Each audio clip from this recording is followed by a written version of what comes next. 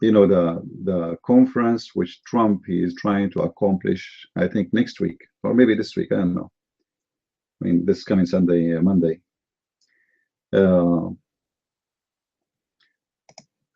I find it very funny that we need to meet with 50 dictators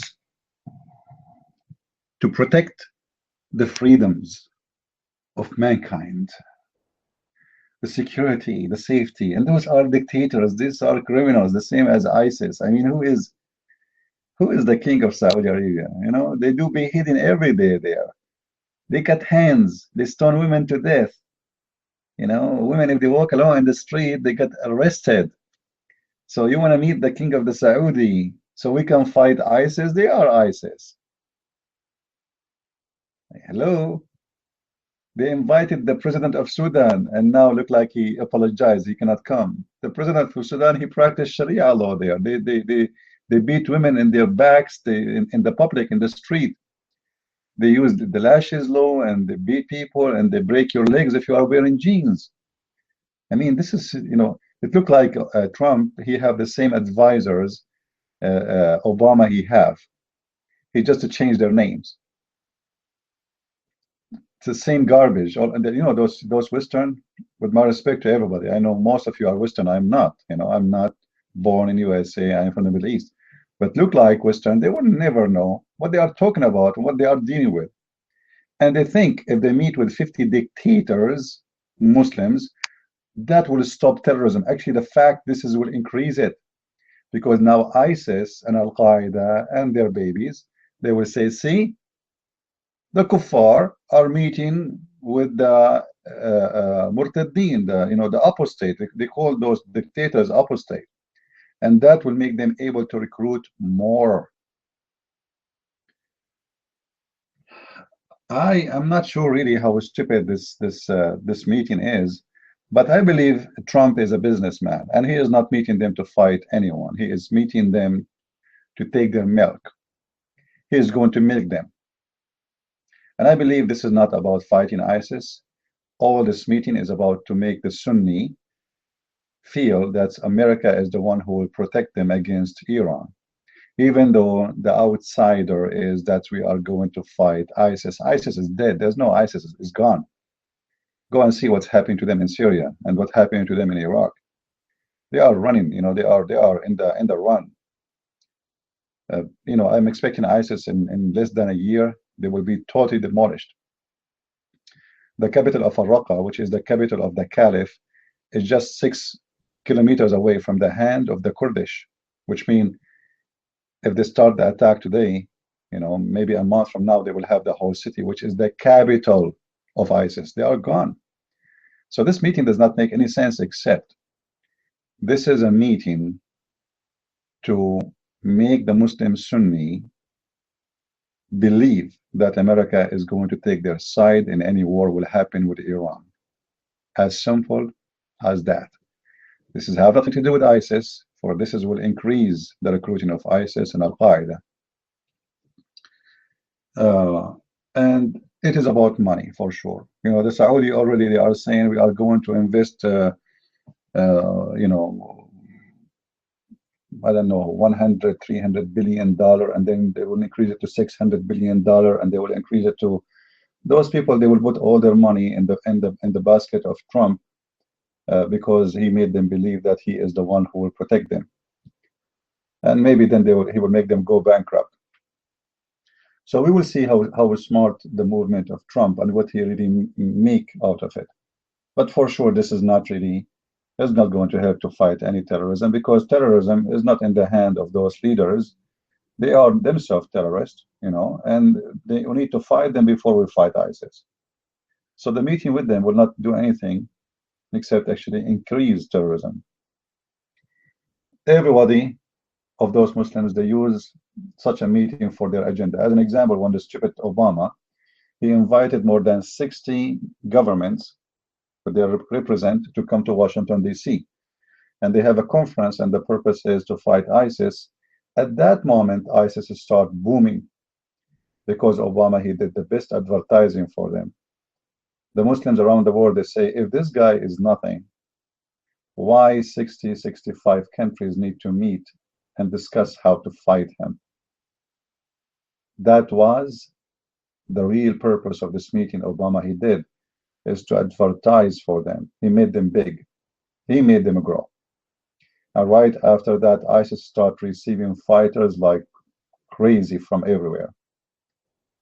And if you go and see their propaganda videos, you will see how they speak right away, and they show you the images of Obama meeting president and leaders, and they quote their words speaking in the news conference about how to fight ISIS. And they say with clear words, and they are right, speaking to the Muslims, saying to them, the kuffar right now, they saw that we are establishing the khilafah, and our caliph is here, and look how they run to fight us, and they get their puppet from everywhere in the world. And this is exactly what the purpose of Obama meeting. Look, this conference with 65 countries. Can somebody tell me what that conference did? Nothing. What this conference for? Nothing. So what the purpose? It's nothing but an advertisement for ISIS. They wanted ISIS to grow, and they don't want ISIS to die. In 5 years of war in Syria and Iraq, you see the war of Iraq never stopped since the war with Iran, actually. It's always in war. So we can say in the last 30 years, Iraq is in war. And that made a lot of money for Western companies who make weapons. War is the best market. If you have no war, you can imagine what will happen to those weapon makers. Nobody will buy ammunition except for some training, and that's not a big deal. But if you have a war, imagine how many orders those government they will make every month for ammunition alone, not for missiles and tanks and cars and trucks and etc. So this is a huge business, and this business have to run. And in order to keep it running, they need war to keep going.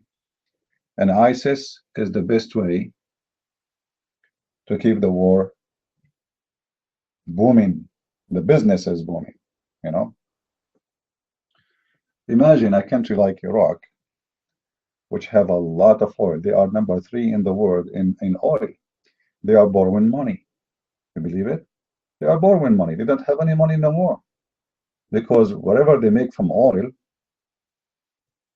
they spend it in weapon. All. And it's not enough. They are buying more. And you will notice all the weapon they are buying is American. But people, they see in the news what they like to see, ISIS and etc. And those are crazy madmen who want to cause war. Yes, they want to, they are about war, absolutely. And this religion is disgusting. It's filthy. And every believer in this religion, he would like to go and slaughter everybody who don't believe in his religion. But there is somebody is giving them a hand. Like, anyone can tell me how ISIS can get all those weapons keep going? How they can get ammunition? Let us say they stole weapon from the Iraqi army 4 years ago. Okay, 4 years ago. That's it. The Iraqi army themselves, they are buying supply every month. There's nobody can supply his war for 4 years from something he stole from a warehouse one day. How the weapon is coming to them? How you can convince me that all those weapons coming to ISIS and nobody see them? The same as before. How Turkey can convince us that ISIS fighters who are coming to their airport and going to Syria, and Turkey did not notice that those are ISIS fighters? Isn't it like going to be hard to find that this is a person coming to join ISIS? Somebody is 18, 19 years old, flying to Turkey, going to Syria in the wartime, alone. I mean, is that a tourist target in the wartime? Who is going to go to Syria when there is a war? When people are kidnapped in the street? When people are slaughtered for nothing? Isn't it obvious that somebody passing the border is going to join either Al-Qaeda or ISIS? So this is bigger than what people think. The war in Syria, it's not about what people think. Muslims always they will go to war. Just give them a reason. Actually, even if there is no reason, they will find one. However, they cannot do it unless somebody help them, money, finance. Uh, can somebody tell me how Al Qaeda they are wearing the most expensive gear? If you look at the Al Qaeda clothes these days in Syria, you will think you are looking at Marines. They have night vision. They have M16. They have missiles which can follow the target by the heat. They have a very high technology. How they can buy this weapon? And if they buy it, how they can get it? From which border? They don't even have an access to the sea. Who is the one giving them those weapons? So they want to go for fight. They want to go for war, absolutely. But there's some evil forces, you know. Can a Muslim false swear in the Quran? Yeah, absolutely. Muslim is allowed to swear and to lie in anything as long as he is not talking to Muslim. And that means, as an example, the Shia, when they talk to Muslim Sunni, they are allowed to lie to them because they are not Muslim for them. The Shia consider the Sunni Bakriyin, which means the followers of Abu Bakr, not the followers of Muhammad. So they lie to everybody, including Sunni, including Muslims, as long as they are not from their sect.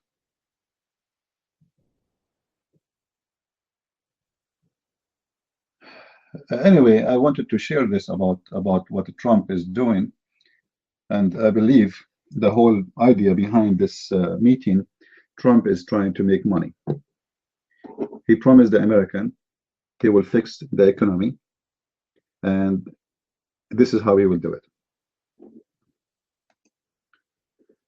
He is not meeting those dictators for any reason of what is announced.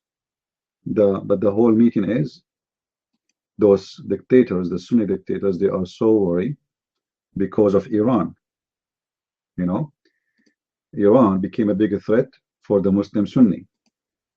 So the whole meeting is about how we can fight Iran. That's it. And those stupid Muslim Sunni, they think Trump really, he care for fighting Iran for their sake. America will never fight Iran for the sake of anyone. Never. They are just going to suck their blood. It's just a meeting on the air. It's just a meeting to say some words, make people excited, and make the Muslim Sunni invest their money in America. And he built the trust between the American and the Muslim Sunni dictators to say to them, I am on your side, even if you are a dictator. So what? You are a dictator, we love you. Just to bring your money. And then he will take their money and they will go bankrupt. And you will see how the Saudi, they will be very sorry for investing their money in America. All their money will disappear. And Trump, he will make them buy diaper in a few years from now instead of clothes. I believe this guy is just a businessman, and he knew how to take money from your hand without you even feeling it. You know, he is just doing that exactly. Those people, they have a lot of worry, and their worry is controlling their behavior. You see, the Shia, they are expanding everywhere, in Lebanon, in Syria, in Yemen, even in Africa, between Muslim and Sunni. So the Muslim Sunni, they are losing ground. And the Muslim Shia, always they are the biggest threat for Islam. And this is very serious. You know, some people, they might think that Shia has little minority. This is false. Actually, the Shia, they used to be always the biggest number in Islam, not the Muslim Sunni. In certain time, The Shia, they were controlling Emirat, Bahrain, Qatar, Kuwait, even all the way to Mecca and Egypt. All of it was Shia. Those are Shia. Baghdad, the capital of the Shia. So this is not a small population as many people did think as it used to be before. The Sunni, they switched to Sunni just because they changed the leader. When Al-Zahir Babers took over Egypt, overnight he announced that Egypt is a Sunni country. But this was a Shia country, always was a Shia country. And the Shia are the first one who destroyed the Kaaba, actually. Let us say they destroy it in the purpose of proving that the Kaaba is garbage, is nothing. If you remember what Al-Qurmuti did, Al-Qurmuti is nothing but a Shia. He destroyed the Kaaba, he took the black stone, he pissed on it for more than 22 years, according to Muslim Sunni resource. And not only this guy, when he destroyed the Kaaba, he stand in the middle of the Kaaba after he destroyed, he was screaming to Allah saying, hey Allah, where is your birds? Because remember, there's a chapter in the Quran, it's called the chapter of the elephant.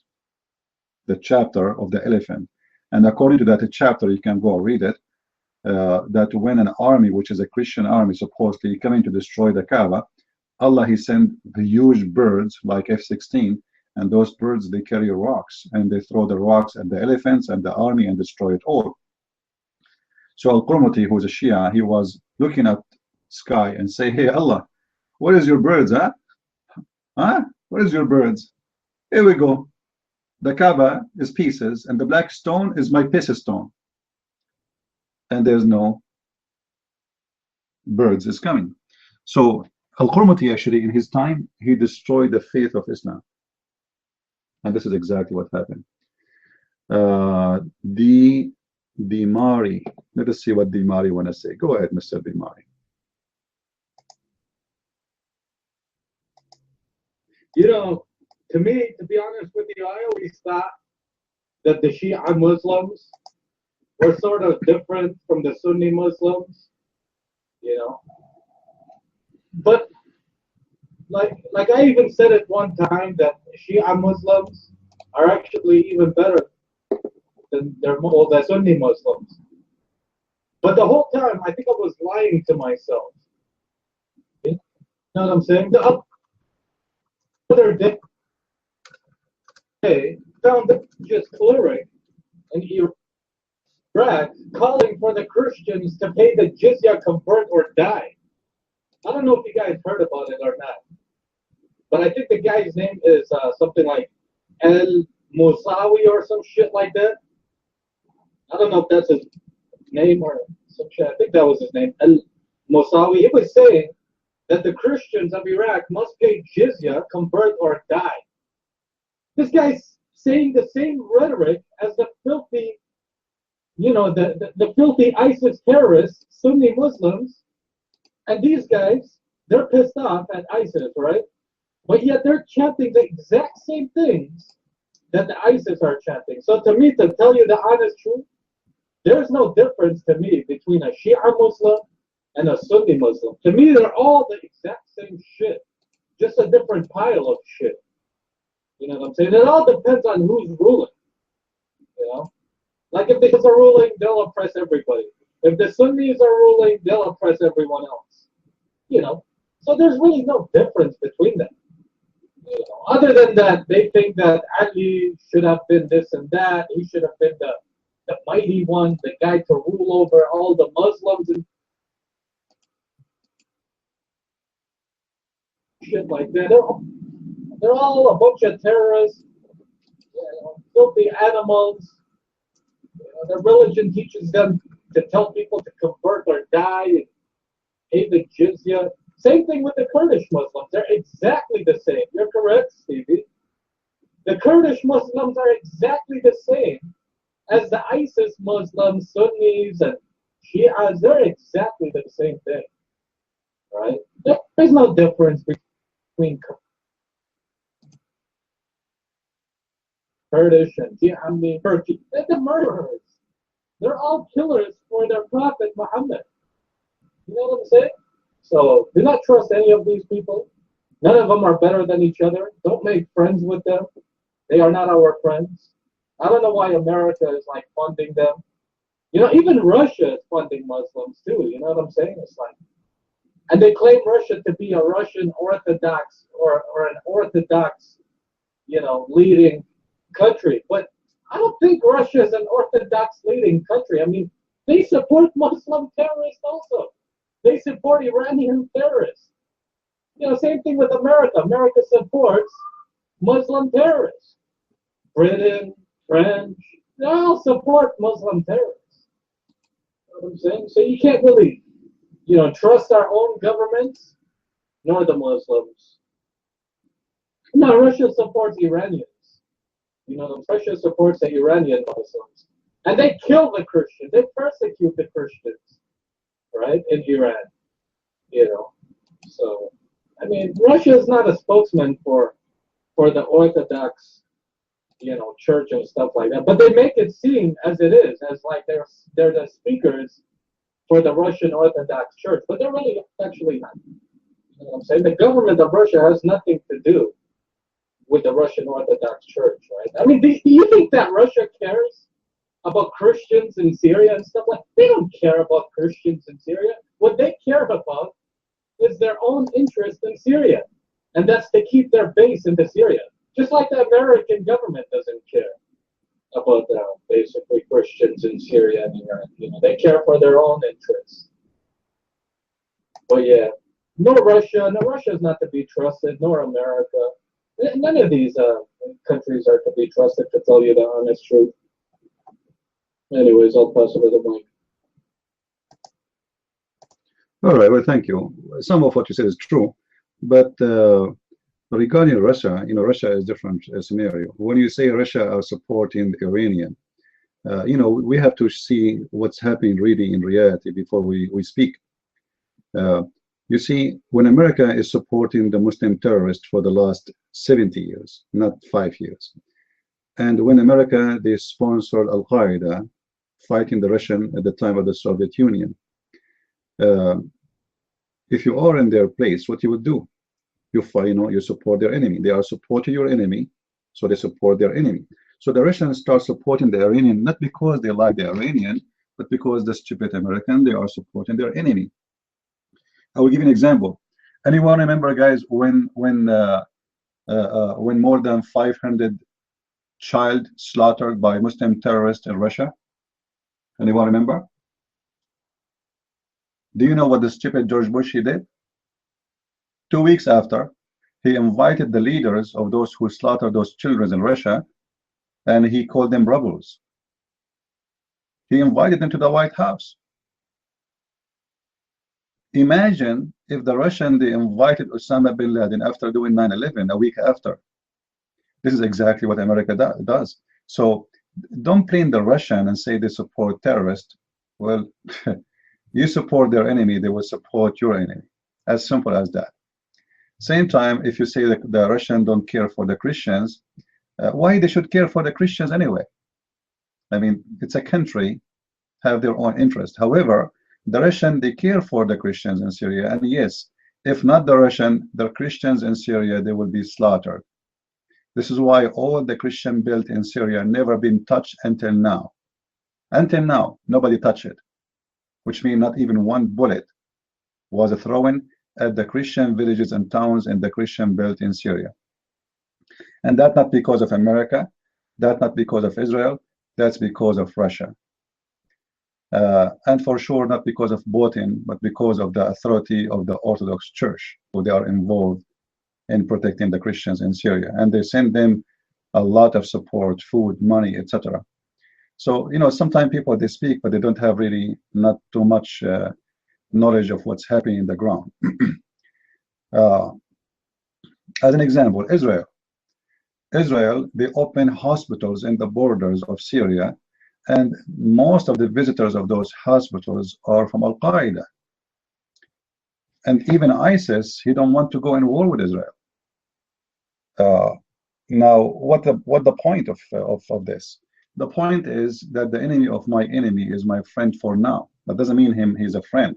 So ISIS, they don't want to be a friend to the Jews for sure. They hate them, they want to kill them. But as long as the Jews, they hate Hezbollah, So we have a same interest. And when we have the same interest and the same enemy, then we have a same target. So Israel see it this way. They are not supporting ISIS or Al-Qaeda. They are supporting someone when they kill Hezbollah. Hezbollah is an enemy. Iran is an enemy. So it's a dirty game, and it's not about what is moral and what is not. Nothing there in that game is immoral. We are talking about the death of tens of thousands of people, children, women, kids, slaughtering, kidnapping. Nothing in that war is moral. It is the war of the devil, and everybody he will play his own devil.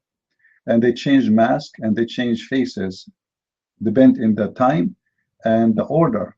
So when it's time to support ISIS, America supported ISIS. They allowed Saudi Arabia and Qatar to send all the supply and all the money under their own eyes, under their watch. So this is a support. By closing your eyes, go blind, even if you don't send weapon yourself, it's a support. So everybody play his game. Everybody, he have his own dirty game. And the whole idea right now in the Middle East is not about ISIS, it's about Shia versus Sunni. You said something is true, that Shia or Sunni is the same garbage. It is two coin, one coin have two faces. And both of them, they believe in the same garbage, and both of them, they discriminate others, and depend who is minority and who is majority. So when the Shia are minority, they are nice, etc. Like Ahmadiyya. Ahmadiyya in Pakistan, they are very nice. They don't do anything wrong. If you give the Ahmadiyya, if they are the majority, you will see what they will do. They will do exactly what the Sunni do. So when they are minority, and that's what they do in the West, when the Muslims are minority, your neighbor is a Muslim, he will give you a hug, he will help you to unload your grocery, he even might cut the grass for you. If you go to my Facebook, I have a statement of what his name, Golan. He is the founder of the movement of Islam in Turkey. I will read for you exactly what he said. You must move in the arteries of the system without anyone noticing your existence until you reach all the power centers. You must wait for the time when you are complete and condition are ripped until we can shoulder the entire world and carry it. Do you see the plan?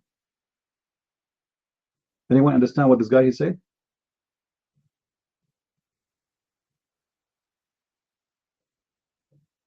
Anyone understand what he's saying? He's saying we go nice, smooth, we play that we are nice, and we go in every corner and we take in every office, like this, the same as the Muslim Brotherhood. He's a Muslim Brotherhood. And we don't make any noise. We don't speak about Islam even. We play nice, kind, beautiful, elegant. And then when we are in every corner, then we make a change. We take over the government, and then everybody have to face it. And now this is exactly what Erdogan he did. When Erdogan he go to government, he signed an agreement before he go for election with the previous government that he will not establish an Islamic or religious party because this is against the constitution. After he won, he changed. He changed even the constitution, and he kept changing the constitution. And he just did the last change just 2 weeks ago, because this is how they do it. And then after they change everything, then nobody can take them off unless you go in revolution and civil war. How you can get rid of the Islamic government of Iran? In the beginning, they were nice to people, by the way. The people, they were so excited. Finally, they get get rid of the royal corrupt family who care nothing about the people. Hey, Allahu Akbar, finally we get rid of them. And they thought that Al-Khomeini will give them a best solution. And the Khomeini, he went to the office by the support of the people. All the people did the same, most of them. But then the people, they noticed that this is not what they are looking for. But how you can take them off? That's it. There's no way to take them off unless you have a very bloody war. You can take the Shah, the king of Iran, by, protest, throw some rocks. Yeah, you can, but you cannot do that to take the Islamic government. When you have an established Islamic government, that means they are stuck. And the only way to take them down is hundreds of thousands of people get killed. Or a superpower go and invade, the same as what happened to Saddam Hussein. Saddam Hussein, he never cared for Allah, he never cared for Islam, he never cared for anything. But when he felt that things is getting not out of his hand, he put the name of Allah on his flag. Suddenly Saddam Hussein is the believer, and he go in TV and he's praying to Allah. And Saddam Hussein, he made a video that George Bush was visiting the Kaaba. For sure it's fake, but just he want to make the Muslims believe that the Muslims, the Sunni in Saudi Arabia, they sold out the Kaaba to the devil, to the Christians, to the Jews. So they made a video of George Bush visiting the Kaaba, and for sure this is haram, because Christians and Jews are pigs. They're not allowed to enter there, just to make the people angry. And he was successful, actually. He made a lot of Muslim Sunni believe in him. And actually, you believe it or not, you can go and search right now. The Muslim Sunni, they believe that the image and the picture of Saddam Hussein, they show up in the moon. Yeah, you can go and search right now. I'm not making things up. So don't look, this is what many people do. We as a Christians, normal people, we don't have maybe high education. We look at it as, okay, the West are Christian countries, and the Russian are a Christian country, and those are Muslim countries, so they will support the Christians. It doesn't work this way. The West, they don't support anyone unless they want to make a business. They want to make money. So if you are the rich, then they support you. They don't support the Christians, generally speaking. All right. But there's an exception, like as an example, the government of Czech. The government of Czech, they said, we are going to accept and we support only Christians from the Middle East. We will not accept one refugee as a Muslim. This is the government who think about you as a Christian. The rest, they don't. And now the European Union, they are putting sanctions on them for doing that. And the Czech Republic, they said to them, we don't care, put any sanctions you want. The Czech Republic.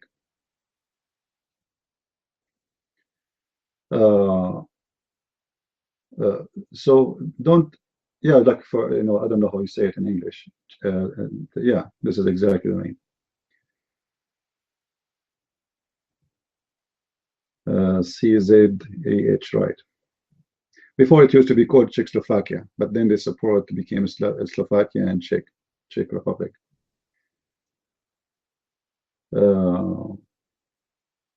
Anyway, there's a few countries that will think about you as a Christians, but most of the West, they don't care really. Actually, they maybe they will go against you more than even Muslims. I will give you an example. When the war in Rwanda, I don't know if anyone of you remember, that was many years ago. The Tutsi and the Hutsi, whatever their names, tribes, they start slaughtering each other, and more than 600,000 people get killed. The West did not even send one soldier, not even one. Just a few years ago, when the RV Coast, what it's called, the RV Coast, I'm saying the name correctly, I hope so. The Ivory Coast, I think, the Ivory Coast is called.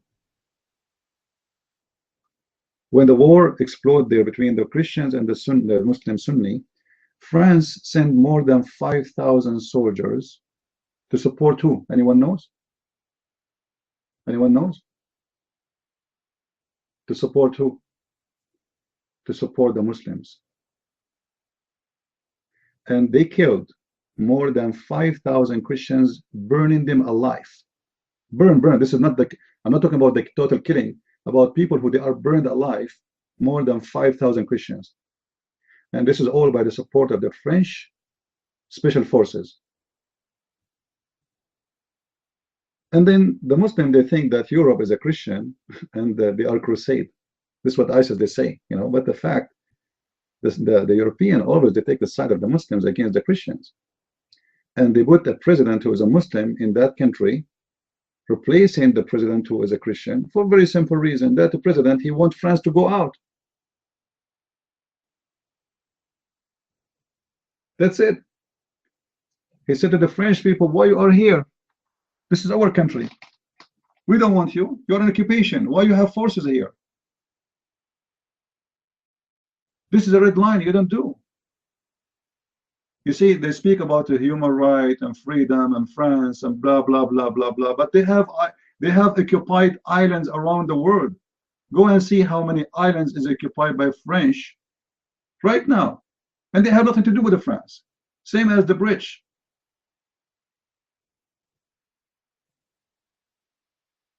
Anyone remember the War of the Falklands? Anyone remember? Okay, is that a justified war for England to go? No. All of us, we knew that this is not their land. It's not. A land is far away in the end of the world. It's in America. This is not your island. But you know, in this world, my friend, it's not about justice. It's about who have the force and who is weak. The one who write history is the one who make victory, not the loser. So they take your house and then they announce it to be their house and what you can do about it. And then in the United Nations, they speak about the human rights and the dictators and Saddam Hussein, he want to take Kuwait, but they take everybody. What was the interest of England in India, as an example? To spread the human rights? No, it was about business, money. They want to suck the blood of the Indian. And until now, they have colonies everywhere. Nothing changed. You see, those evil, you know, let us say businessmen, they change the speech, depend on the time. So when it's time to speak about a human right, they speak too much about a human right, but at the same time, they do their dirty game always. Nothing changed. And now, the Trump, he is going to meet with those 50 dictators, and nobody want to tell us what we share in a comment between us and them. You see, when we have a meeting and we want to establish, let us say, a kind of organization for war, how we can be siding with those who they are dictators if America stands for freedom? And how come the Americans are not upset? You don't see the Congress upset. You don't see the senators are upset. You don't see anyone. Actually, they are pushing. Actually, I believe that Trump, he is doing that just to shut them up. Those dogs, they will never leave him until he leave the office unless he do what they want him to do. And number one requirement for Trump to stay in the office to have a good relationship with Saudi Arabia. Everybody know it. This is why you see when Trump, he is going tough on the Saudi, John McCain, Graham, and those dogs, right away, they want to bite him all over him. Immediately. The Saudi, they don't have a good relationship with the Turkish. Right away, McCain, he said we should kick the Turkish ambassador out of USA for what he did last week. He's not doing that because of a freedom and because he cares for American. He cares for the Saudi. Turkish president, he is a Muslim Brotherhood. The Saudi, they hate them. As simple as that. Nothing is done for free. And nobody's standing by Israel. Israel is standing by itself. And if the Jews, they think that anyone is standing beside them, that means they are a fool. When you go in war, you are in war, and nobody is with you. So either you are ready for war and protect yourself, or they will eat you alive. This is how life is. All right? And the reason for Israel to exist is not because America is protecting Israel as much it is because the Israeli are protecting Israel. If the Israeli don't have a powerful army, a powerful technology, the Israeli will be demolished and Israel will be thrown in the ocean as every Muslim dream. Even Muhammad said that you Muslims will fight the Jews and time will come and you will kill them all. And if a Jew hide behind a rock or a tree, the rock and the tree will scream and say there's a Jew behind me. So it's obvious that most of you guys, you don't understand how this world function. You think it's about morality. You think about the Christians supporting Christians. It doesn't work this way. Even the Muslims don't support Muslims. Who is the one is killing tens of thousands of Muslims right now in Yemen? The Saudi.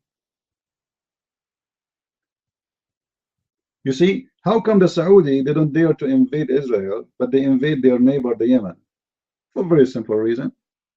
They cannot touch Israel. If they do, the Israeli, they will eat them alive. So always big fish eat small fish. Learn that. And fish need to eat fish to survive. They have to eat a fish. For those fish don't have anything, it's called morality.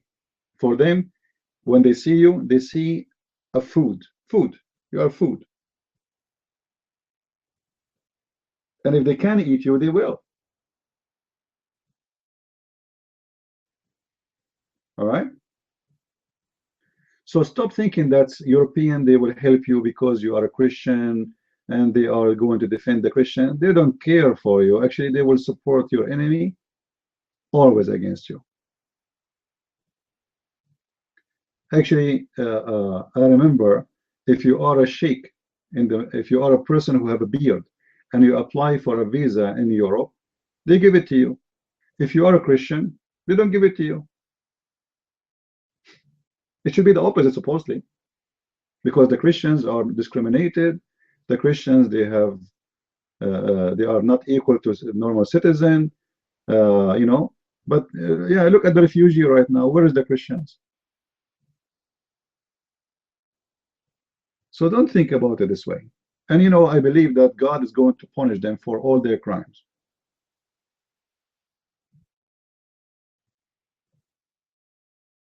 When you make a crime, you pay for it sooner or later.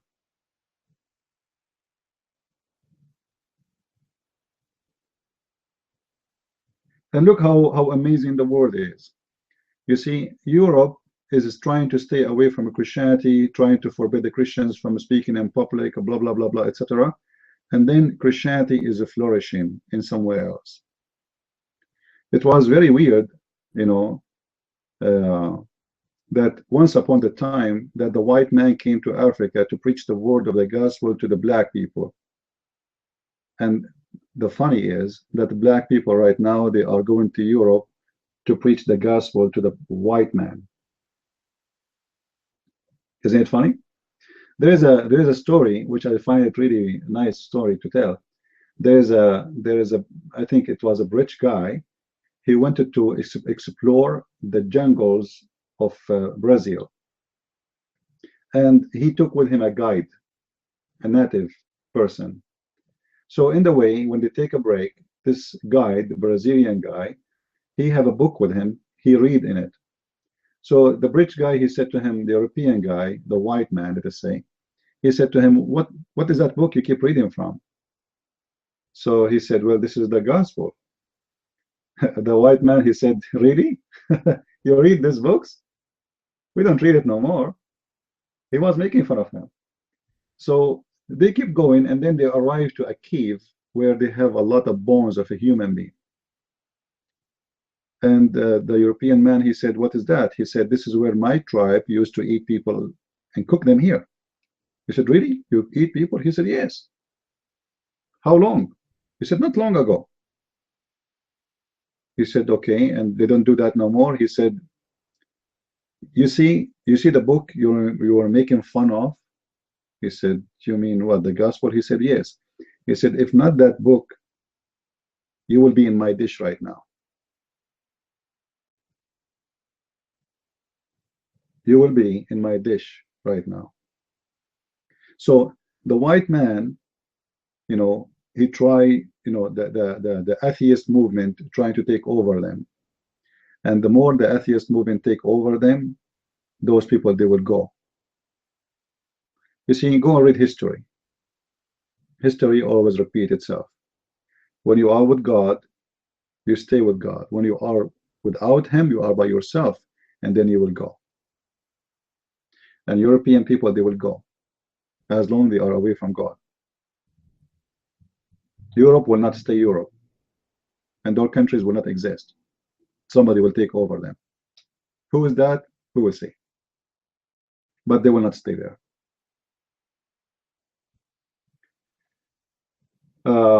No, Islam cannot take over anything because Islam is a destroyed religion already. You know, Islam cannot even take over their own country. You see, when we talk about Islam, we fight Islam because we want to save the Muslims, not because we think Islam is going to take over anything. Islam is the most destructive, self-destruction religion. I'm not really worried about Islam to take over anything.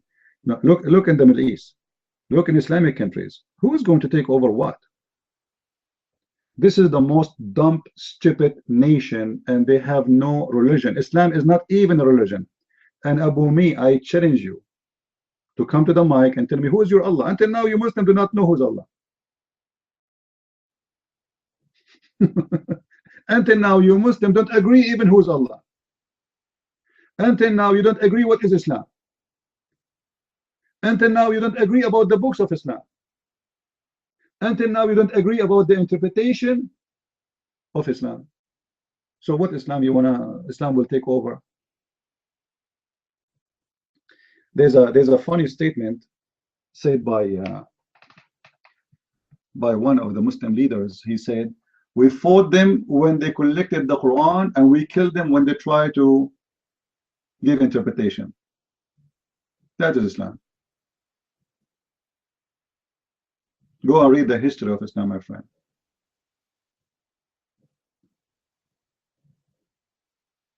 Not true, not true. You see, we as Christians, it doesn't matter what sect it is. All of us, we agree in the following: that the Messiah is the Son of God. And we believe in the Father, the Son, the Holy Spirit. And we believe in the coming of the Messiah. And we believe in the crucifixion of Jesus. And we believe that there is no salvation but by the Messiah.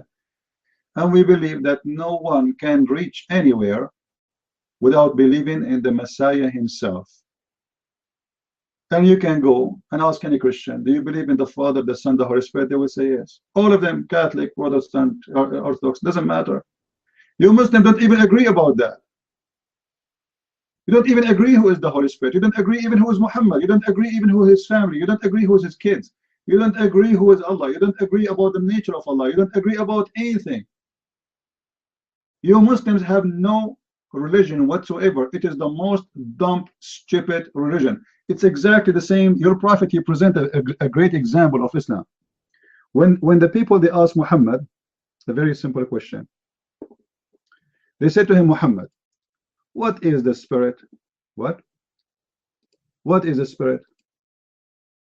I think this is a very legitimate question. All right. Muhammad, he squeezed his head, he squeezed his bum, he scratched it, he asked Allah, he prayed to Allah, and Allah gave him the answer.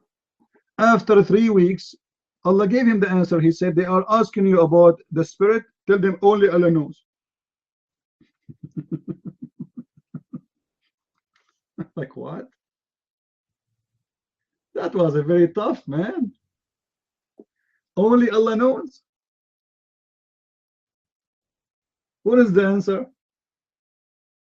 And this is why you see the name of our room. What is Allah and what is Islam? And until now we could not find one Abdul can give us the answer.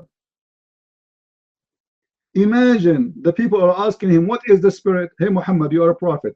It's a spiritual question. I mean, if this question should not be answered, what the question should answer then? If I'm a prophet of God and somebody asks me, what is the spirit? Shouldn't I answer? And then Muhammad, after squeezing his bum for more than 3 weeks, he come with the answer, which is not an answer. You can see that in chapter 17, verse number 85. ويسألونك عن الروح قل الروح من أمر ربي وما أوتيتم من العلم إلا قليلا. They are asking you about the spirit. Say Allah knows. He is the one. He is have command. And you know nothing. Like what? You know nothing, but you have no nothing too. He is telling them you do not know. Allah knows, but He did not tell us what is the spirit.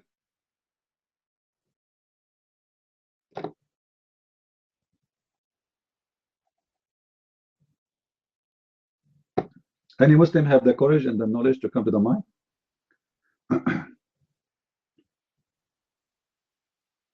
Any brave Muslim have the courage and the knowledge to come to the mic? Okay, any coward Muslim have the courage and the knowledge to come to the mic? As long as we don't have a brave one.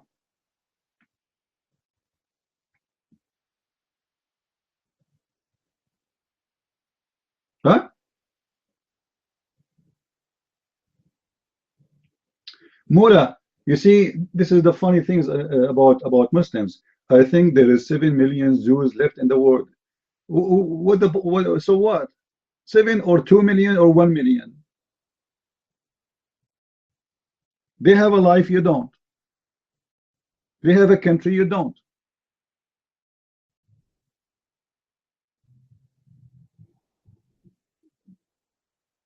You see how they think?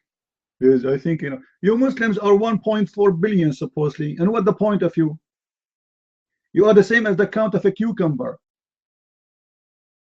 The American, they put you in their ass. The British, they put you in their ass. Everybody put you in your ass, and you are a cucumber. What the point of you, of your numbers?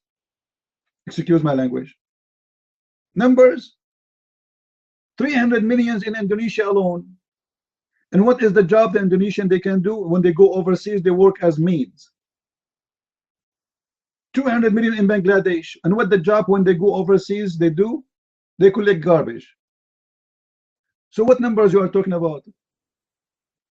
More than 90% of you don't even know how to write, how to read.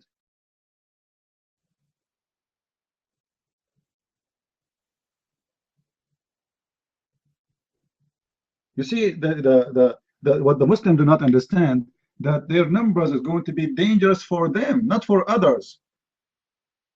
How a country who have no supply can feed all those people when there's no jobs, there's no schools, there's nothing? This is dangerous for you. In a country like Egypt, as an example, in Egypt, the population increase almost every year, almost 1.5 million, 1,200,000, etc. But in order to have 1 million child every year additional, you have to build, a certain number of schools, at least 300,000 schools, because you are not building a schools for only the one who is coming this year. You are building schools for those who will come generation, and the birth is never stop. You have to walk with the process of increasing the population. But in the Middle East, it's different. In the Muslim countries, it's different. Go to Saudi Arabia, more than 80–70%. I'm not sure. Like everybody give you a different number about how many people of them do not know how to write, how to read, even after all the oil they got. This is why those countries, they will never go anywhere. And the population is a risk for the country, is not a security. You see, in old days, if you have a big population, this is what they do to solve the problem. The king, what he do, he go and invade the neighbors. So many of his men, they will be killed, but he will make victory. He will steal the money of the neighbors. He bring the money and the slaves and etc. This is how it used to run. Now, even that business will not be able to run, because if you are poor, you cannot go to war like before. Before, you just carry a sword. You ask your men, everybody who have a sword at home, bring your sword and let's go for war. Let us attack the neighbors. Now you cannot do it this way. Now war is costly, and you don't make your own weapon no more. The guns you have to buy, the rifle you have to buy, the tank you have to buy, the airplane you have to buy, and that is will bankrupt you. So what you will do? War is used to be a solution for population before. How Muslim they can solve the problem of their population? Because you have a problem. This is why your hunger is increasing, your job is, that you have no jobs, you have no life, you have no education, you have no future. This is why you are so desperate to cross the sea to go to Europe.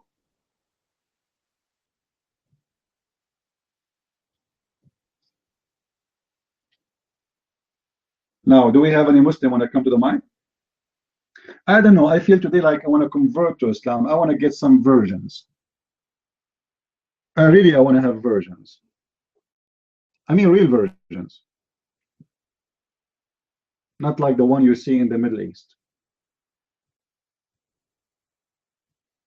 In the Middle East, Muslim women, what they do, they go sleep around, and then before the wedding night, they go to a clinic, and they put some stitches there, and she is virgin again.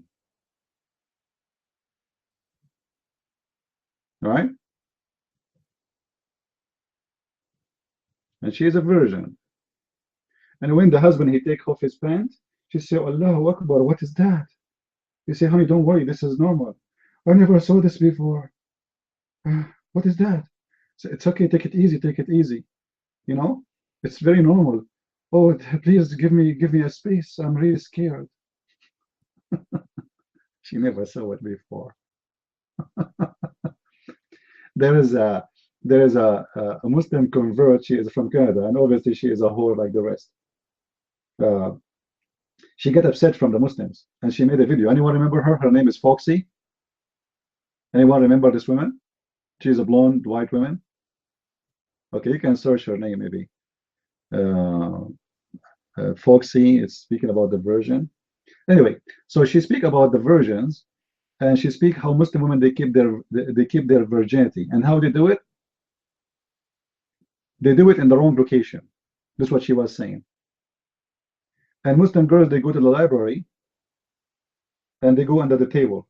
This is what she was saying. She's a Muslim, and she was upset, speaking about how hypocrite those people are when they speak about virginity, when the fact none of them is a virgin.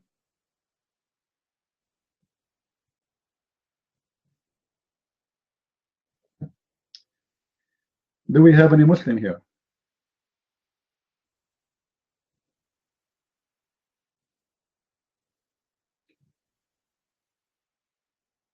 Any Muslim?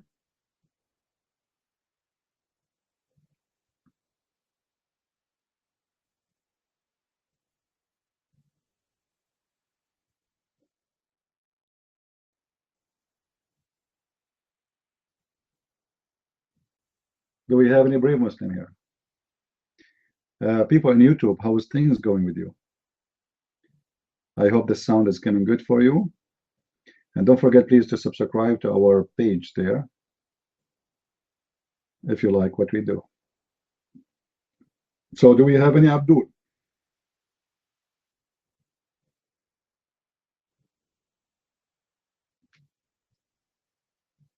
Anyone? Somebody said that Muslim women are not allowed to have sex in their wrong location. That's absolutely false. That's absolutely false. If we go to the Quran, when a man he was telling his friends that he had sex with his wife from her anal sex.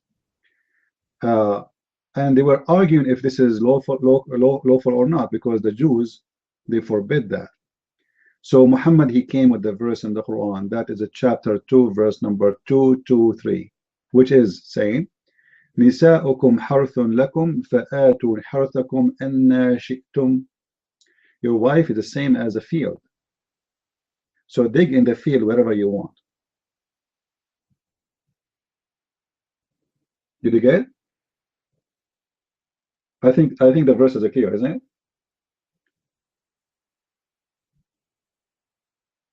Right? So you can put it anywhere you like.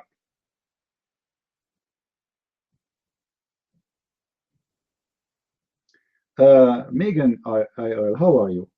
The Zionist is a problem. The Zionist. Okay, can you tell me what is the target of the Zionist, Megan, IRL? What is the target of the Zionist? Do you know? Do you read their books? No, did you read any of their books? Ah, why? Is your president is a Zionist? Is your government is a Zionist? That means you are stupid. Why you are voting for them? So why you are there? Why you are there? Why you don't go out?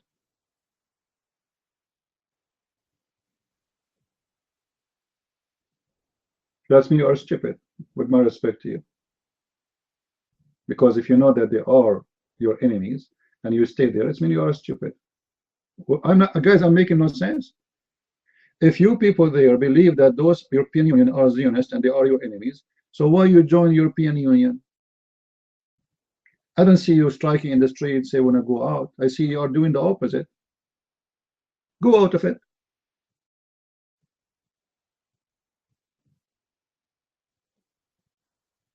Stay in the European Union. Why stay in the European Union? Why the people of your country don't go against European Union and get out? They cannot force you to stay.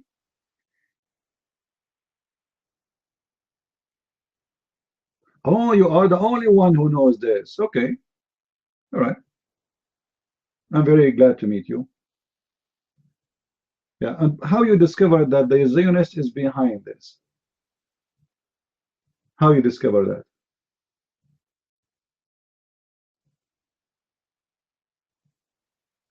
As I know that Muslims don't want European Union to be exist actually because that will make Europe more weak.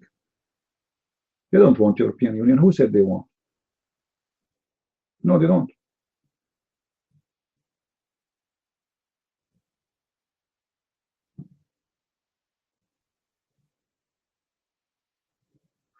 You know, people, they can say whatever they want.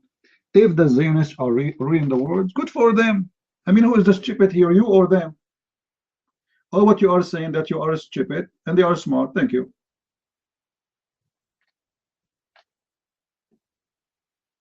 Oh, they are ruling me. They are ruling me. Okay, what you can do about it? They are ruling me. Okay, what you can do about it? They are ruling me. Okay, we got it. And what you can do about it? They are ruling me. Okay, wait, come on.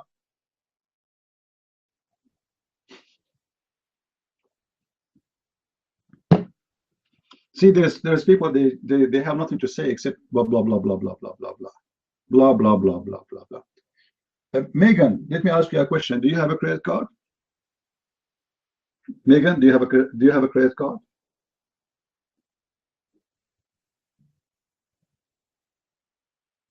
Megan, do you have a credit card?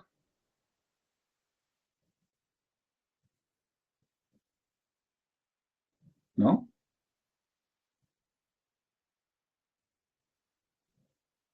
No, I'm asking a question. I have a credit card. Do you have one? Do you have a credit card?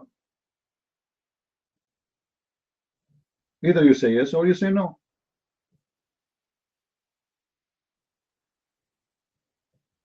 Hello? What the insult about a credit card? Well, the insult is that you have one, and this means you are supporting the Zionist because the credit card companies is owned by the Jews. So why you stupid have a credit card if you don't like the Jews? Hello? Each time you make a purchase with your credit card, you give money to the Jews. Don't you know that? Visa, MasterCard, those are owned by the Jews. It's not a secret. Even Paltalk, the one we are using right now to speak in, is owned by a Jew. Why you are here? By coming here, you are sponsoring a Jew, a Zionist. No, I'm serious. Paltalk is owned by a Jew. You can go and check. The owner of Paltalk, this is a huge company, is owned by a Jew. So by becoming a user in his company, you are sponsoring his business to continue. If nobody come here, what will happen, guys, to the company? what will happen? The company will go bankrupt, right? This company is in the business because we are here. If nobody come here, the company will go bankrupt in one day. Anyway, Megan, I don't like stupid talk. Hate as much as you want. But I find your conversation is stupid like falafel talk. It's the kind of the hate which is stupid.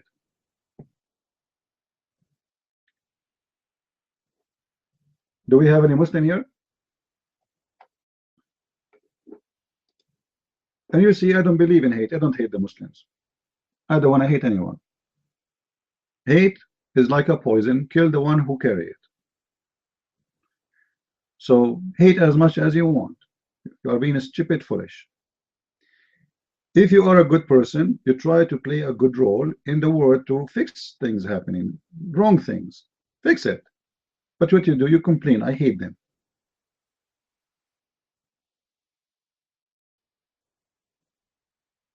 Do we have any Abdul here?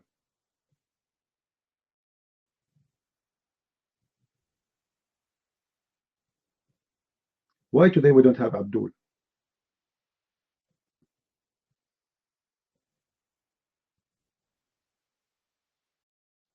Well, thank you, Megan, for telling us about the enemies. We just been informed. We received your facts. And what is the second step we should do, Megan? Do you want to do jihad against the Zionists, Megan? Do you want to do jihad? Hello? Megan, should you do jihad against the Zionists? Hello? Are you going to put some C4 in your bra and expose yourself between the Jews? So then what's the solution? You just complain, but you say nothing. So what we should do now? You are the leader here. We elected you.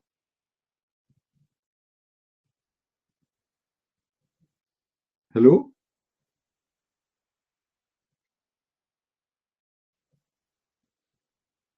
Here we go. If I ask you what we should do, you're a Zionist.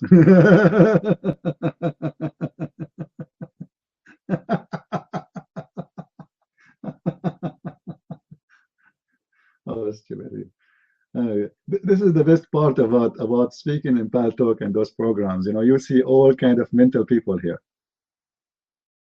Megan, go and take your medication there. All right, I feel you. Do we have any Muslim here?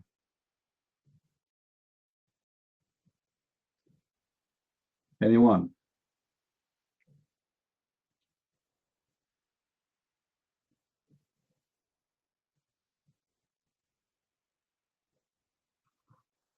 You know, someone he speak uh, about the Zionist.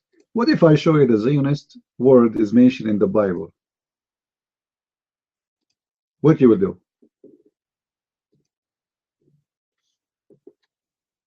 Megan, you claim to be a Christian, right?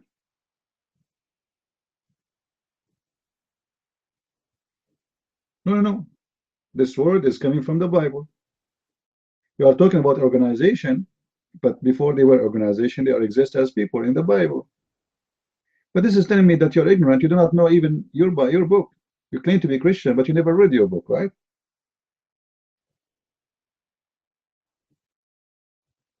You don't. Anyway. Do we have any Abdul here? Why today we don't have any Abdul? All right, Megan, all right.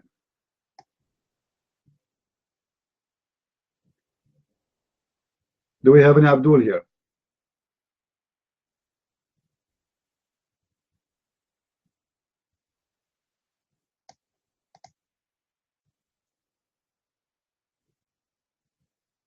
Not even single Muslim will debate me. Where is those? Let us call Zakir Naik. Should we call Zakir Naik, guys?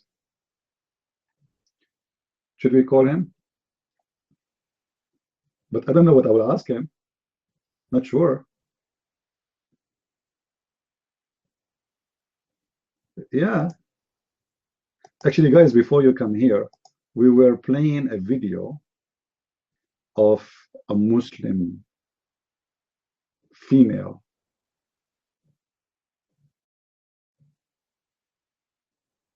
who was talking about. Actually, I have a conversation here with this Muslima in this room here. I was asking her about the Quran. You know, we know the Quran claim that women have a sperm is coming from their breast, the sperm, and their sperm is coming from their backbone. So the conversation happened in this room long time ago, and somebody just mentioned it now. So let us hear it again. How the Muslim women, she's trying to convince us that Muslim women, they have really sperm and it's coming from their breast, which is proven by science. Because the verse in the Quran say, "God created the man to become from the ribs of the woman." On Shabbos, verse number 7, you got a sperm coming from your upper mouth or create a necklace. The location, this is where you sperm coming from the location of your necklace, your mind. Yes, it is true. It's true. Where the Muslim women sperms come from. Yes, Yes. that's true.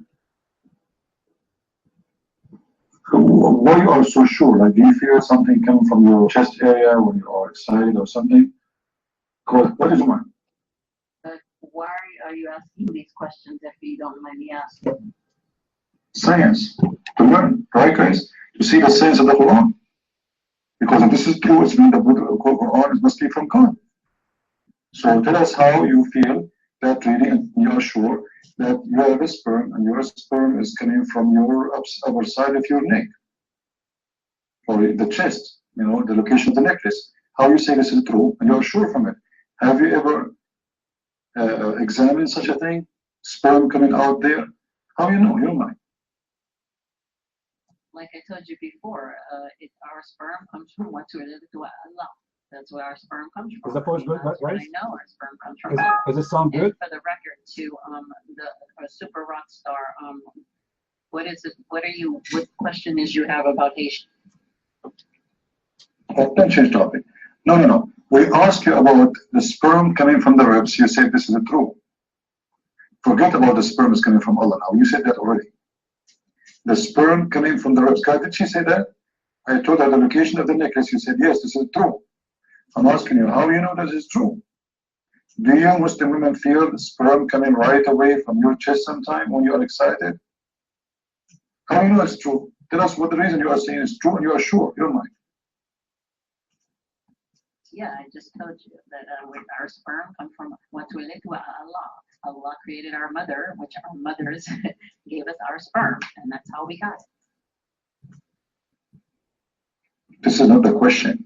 I'm asking you, you said that about the sperm coming from your chest, lady. Come on, what's wrong with you? You said, I asked you, is it true the Quran saying that the sperm coming from the upper side of your chest, which is the location of the necklace? You said, yes, is it true? So I'm asking you, I know everything you have in from Allah, everything you have, no problem. This is not the question. The Quran is speaking about specific location where the sperm coming from. You said this is true. You said, yes, it's true. It's coming from the upper side of the chest. How you know that this is true? Do you experience yourself as a Muslim female when you are, that sperm is coming from there? Do you feel it? Do you see it? What happened? How you know? Your mind. Yes, I have times where I have experienced it. Yes, there are times where I have experienced it. See, she has experienced it.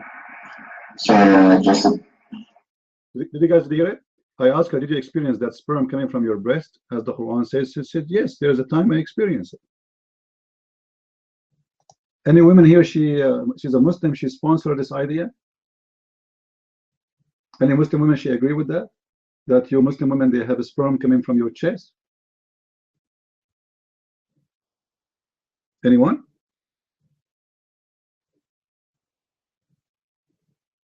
Hello? And this is why actually I'm scared. I don't want to get married.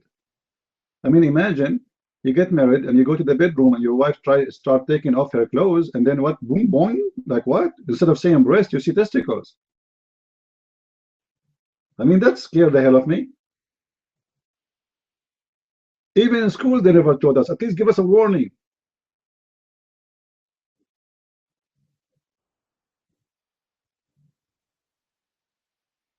Who's going to get married after that? Nobody.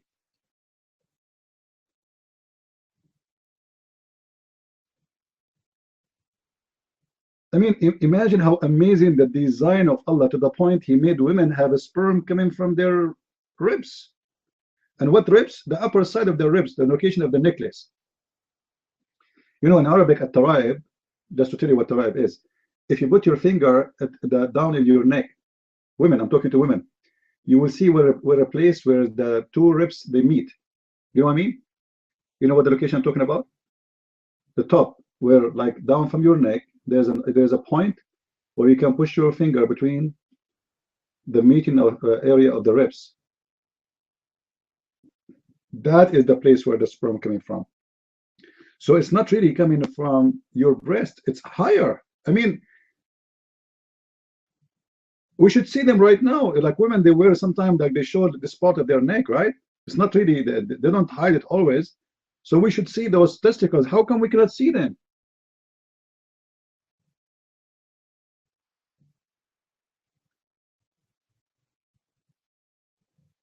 Any Abdul?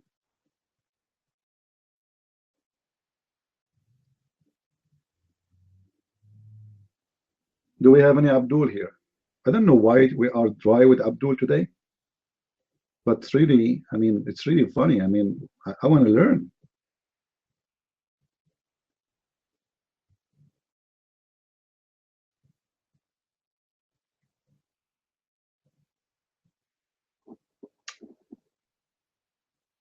I don't know really what to do. I mean, I'm trying everything in I can to reach out to Muslims, but the Muslims don't want to reach out to us. They don't want us to share the wisdom of Islam. You know?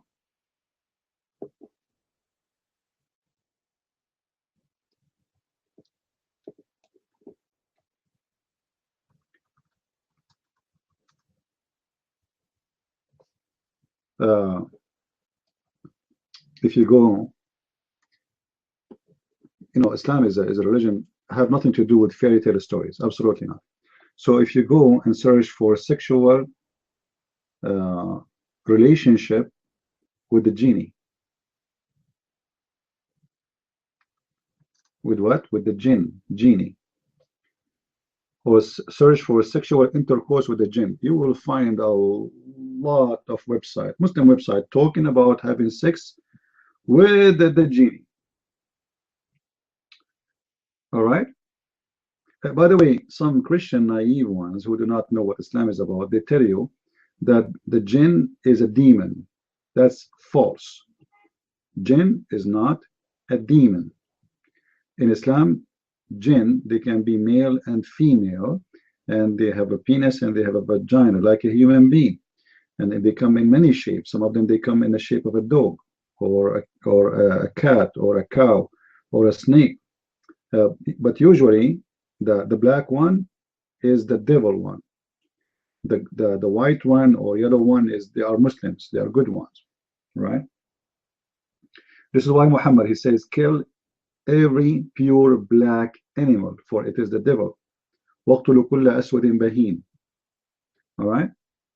Now I found here a female genie has ruined my life.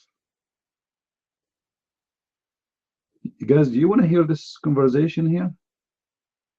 Let me activate the reader so he can read for us. It's an article written by a Muslim about a genie, but she's a female genie this time. And you know, the most dangerous one are the female genies. I mean, be careful. Be careful. Don't ever go and have a date with a female genie. You have no idea what are you doing, my friend. This is why if you ever go in a date, the first question you have to ask the female in front of you, are you a genie? I mean, just be careful. If her name is Jenny, does not mean she will say yes. She might get you wrong. Tell her, no, no, I don't mean your name. Tell her, are you really a genie? You know? And if she did not get it, explain. Because you never know. What if she's a genie in the ball? Let me see if I can activate the reading for this article. I think you have to click. How you activate reading in Mac, guys? You click Command Z or Command X? Anyone remember? Command Z, maybe.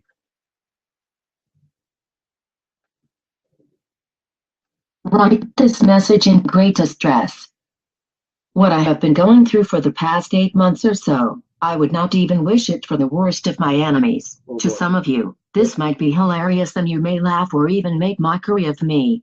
However, only my Allah knows that whatever I am going to state here is true and a harsh reality. My mother and brother live together. My father passed away a long time back. I am 28 years of age now. When I was 26, I often had dreams in which I used to have an intercourse with different women. These women were very beautiful and attractive. When I got up, I felt satisfied and my clothes were all wet. Since I was young, I assumed it as my body's natural lust for sex. Nevertheless, I had a feeling that these dreams and the sexual activity that occurs in the night had something unusual about it. At that point of time, I did not pay much attention to it and the daily hustle and bustle of life kept me away from the issue. I discussed the matter with friends and they made mockery of me. The mockery and fun made me reluctant to discuss the matter with anyone else. A year back, I got married to the daughter of my mother's cousin. Prior to the marriage, I had seen a woman in my bathroom. She was average in looks and dressed in black. She had a smile on her face. Her feet were huge and all turned, not like humans. I literally fainted and screamed. My family members rushed to my rescue. I told them the matter. My mother asked me to offer salah and asked me to do some zikr. I started doing it and felt better. Then the big day came. The joy of marriage made me forget almost everything. On the first wedding night, my wife behaved in a way which I could have never anticipated.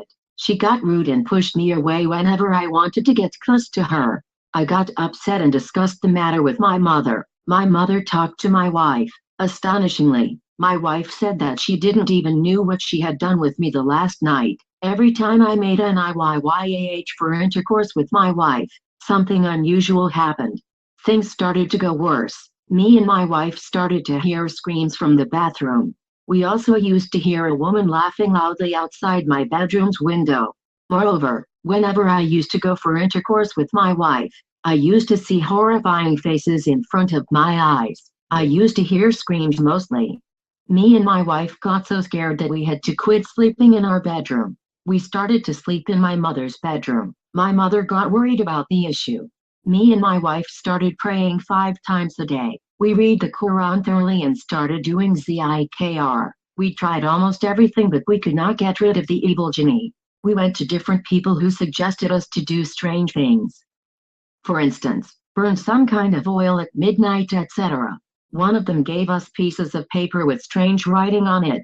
Another said that he will come to our house and do an actimal that would clear everything. He demanded 40,000 PKR honestly. Whatever was recommended to us, me and wife did not subscribe to it. These were un-Islamic practices and we had reservations about them. It has been 8 months. I and my wife were not able to do an intercourse whereas I am sexually active and medically fit. My wife has now left me and asked for divorce. My wife's relatives and parents are accusing me that I am impotent and not fit for marriage. I have been socially victimized. At this point, my matrimonial life has been completely ruined. What I have been hearing, no man can bear to hear. It is bitter to say, but the Shaitan has won. My marriage is dissolved. However, the only thing that I have is faith. I firmly believe that this is temporary and shall pass. Now I plan to get married again, but I need to cure this. I need assistance and help. How do I get rid of this permanently? If I pray, it goes away only temporarily. but then returns. At times, I still experience the same sexual activity. It'll be cured only when Allah's will is there. At this forum, I just seek your advice and assistance. I have been playing Surat Baqarah regularly in my house. Things have improved, but I know for a fact that the devil is still there. I mean, guys, any of you hear somebody laughing in the bathroom when you are having sex with your wife? Any of you witness what this poor guy he witnessed? Actually, this story is nothing. This is one of millions of stories Muslims they count for us about having sex with the genie.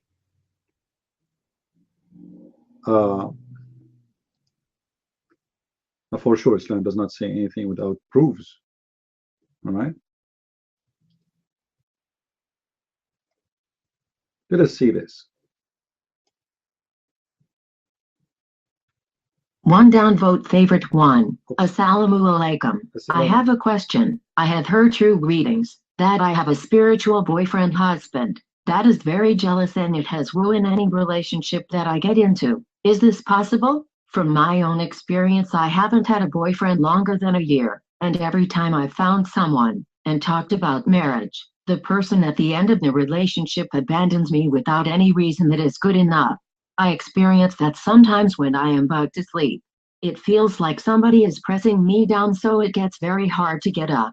And I have in my dreams seen a man-like figure coming towards me with flame on his whole body saying it is me and then have a sexual intercourse with me in my dreams. I am very stressed cause it feels like my life is being taken away from me since I'm getting older and very much mature for marriage. I don't know who to ask for advice. I pray daily 5 times a day, and I recite Surat al-Nas, Surat al-Falaq and Ayatul Kursi when I'm ready for bed. But these things still happen sometimes. What am I doing wrong since these surahs are meant to protect me? I have had my period for over 2 weeks. First time, this means that I cannot pray, which is the only thing that gives me comfort. Please, is there anything I can do, or surahs I can recite to get this away? I'm very stressed about my situation. From Afraid Sister. Guys, anyone here want to help the afraid sister? Anyone want to help the afraid sister? Okay. The help is coming. The help is coming. Well, this is what the help is.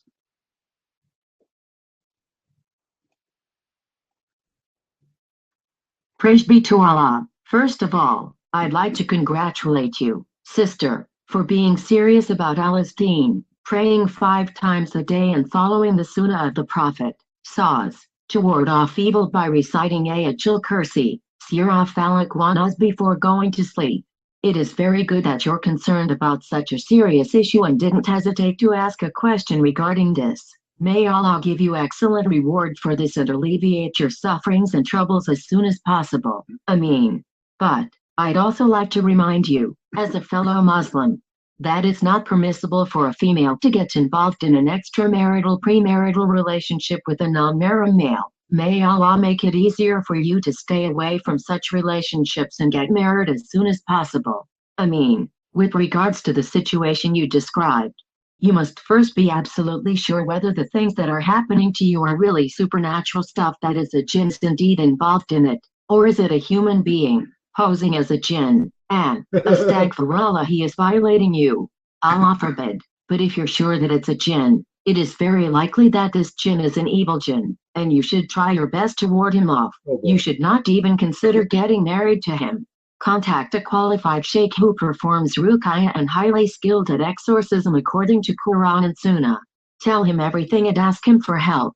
And above all, make a lot of dua to Allah subhanahu wa ta'ala for getting you out of these bad events. With regards to your question whether a jinn can take a person as wife husband, it can be answered from 2 perspectives. Whether it is possible for a human being to get married to a jinn, whether it is permissible for a human being to get married to a jinn. Perspective 1.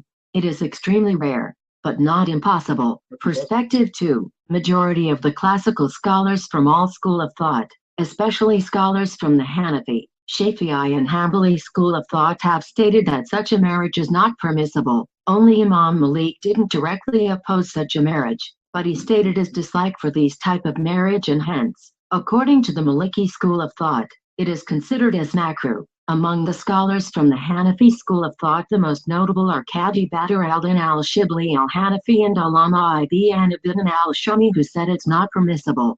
Among the scholars from the Shafi'i school of thought was Imam Jalaluddin Suyuti and Imam Qadi al-Shirbani. For more information, please refer to this link. Summary: Sister, you should try your best to stay away from being involved in any sorts of extramarital relationship and instead try to get married soon. Contact good sisters so that they may help you find a nice and religiously committed Muslim guy to get married to. Ask Allah's help to get married soon. He won't disappoint you. You must ensure that the encounters you faced is not a human affair and it was indeed a supernatural event. If that is so, you should make no delay and contact a qualified sheikh who do ruqyah and exorcism and is skillful.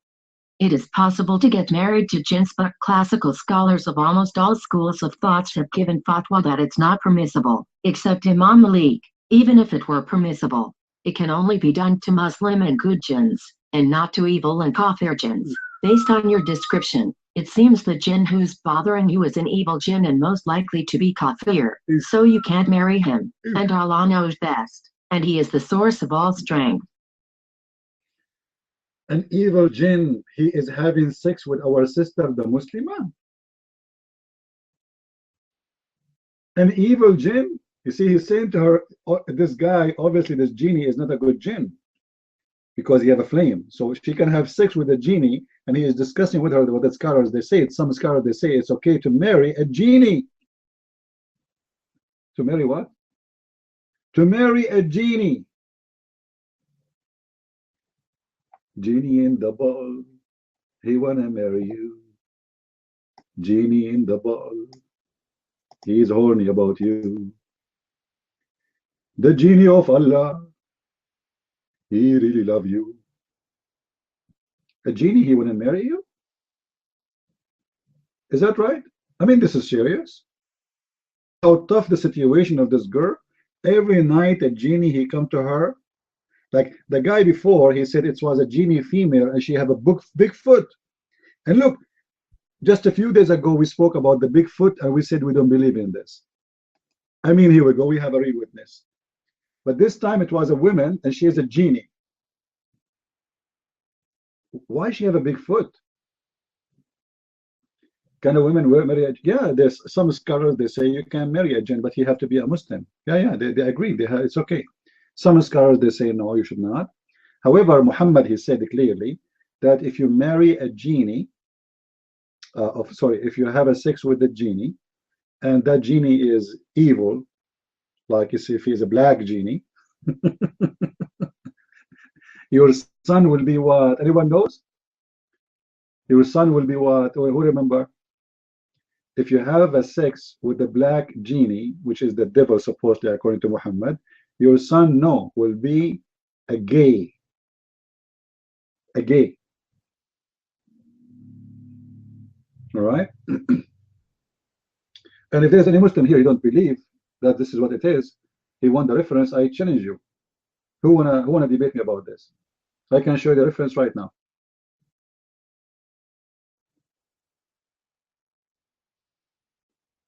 Well, the Muslim believe in evil eye anyway. This is the this is not in Saudi Arabia. This is Quranic. You know, the Quran says, "We shall be hasad ila hasad." If you go, if we go to the Quran, this is at the end of the Quran. You know, there's some verses. If you read them, you will love.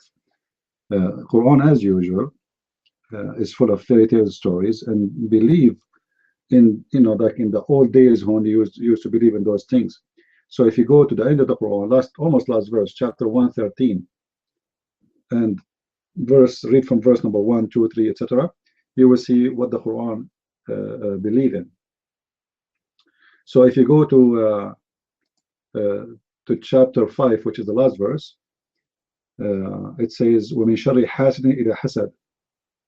وَمِن شَرِّ, you know, like from the beginning it says, قُلْ أَعُوذُ بِرَبِّ الْفَلَقِ. This is what the Muslims actually recite when they supposedly they have sex with the genie, or a genie is coming around.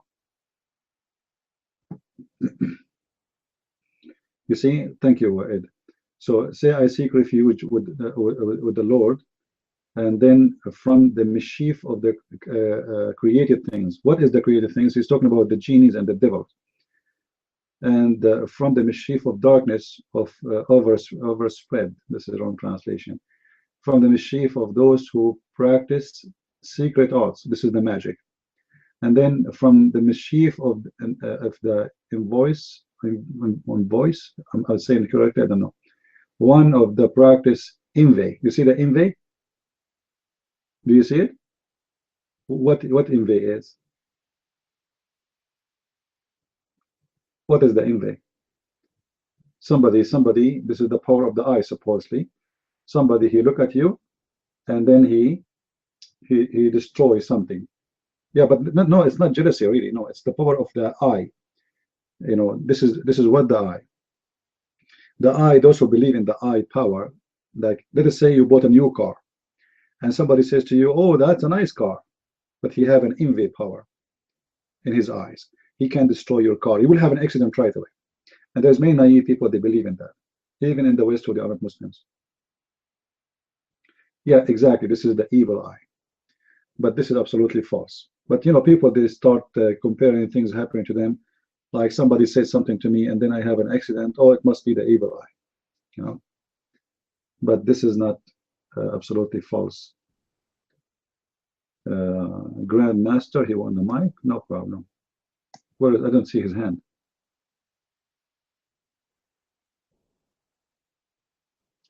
Grand Master, you want to come to the mic? Put your hand up.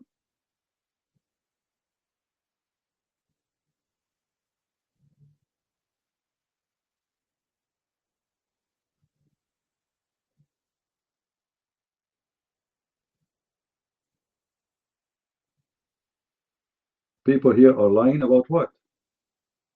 I just gave Quran. Are you saying the Quran is lying?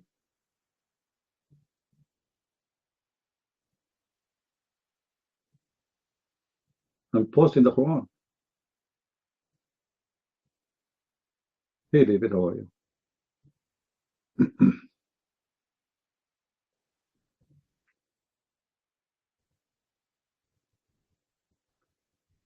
Do we have any brave Muslim when I come to the mic? Otherwise, we have to continue reading about the problems the Muslims they suffer from with the genie. I'm really concerned about the public health of the Muslims. Based on what we read, look like you Muslims, all your kids is coming from genies.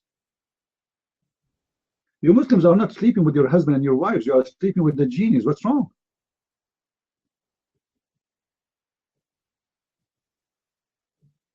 Let us see what this brother here, he is suffering from. Downvote. Salam. Okay, what you're going through, I haven't. When I first found out about my jinn, I thought I was going crazy. Literally losing my mind. I spent hours on the internet on Islamic and non-Islamic websites trying to find answers. Nothing really helped me. What helped me was coming to terms with what was happening and take control. I did what normally people won't do or recommend. I befriended my jinn. Luckily, he's a good Muslim jinn who's cooperative, so once I stood my ground and drew a line letting him know he cannot cross it in any circumstances, everything got better. On the bright side, he actually helps me when it comes to finding a husband. When a potential is presented, he would tell me if they are who they claim to be or liars. I always give them the benefit of doubt, but sooner or later turns out my jinn is always right. In your case, I recommend trying to get rid of it. He doesn't seem like a Muslim jinn rather than the evil one. Trust me, it's not hard to get rid of jinns. They fear you more than you fear them. Me and my jinn have helped others get rid of any bad jinns in your eyes. Good. Oh boy. This guy, he found that he have a genie, and he became a friend to that genie. And because this genie is a Muslim genie, so they have a very good company. Right? The Grand Master, I mean, your statement is very, very funny and very stupid. So what if they recognize Islam as a major religion? So what? It's a major religion of danger and risk and terrorism. And actually, this is what makes Islam recognized. And here we go. Islam is number one stupid religion in the world. Muslims believe that sex is having genie having sex with their wives. Grandmaster, do you ever suffer from such a thing that a genie having sex with you? Be honest, it's okay. Like whatever happened in Vegas, stay in Vegas. Did you ever have any sexual relationship with the jinn? Because look like you Muslims all over having sex with the genie. Hello? Who is a Muslim here who have any sexual relationship with the genie before?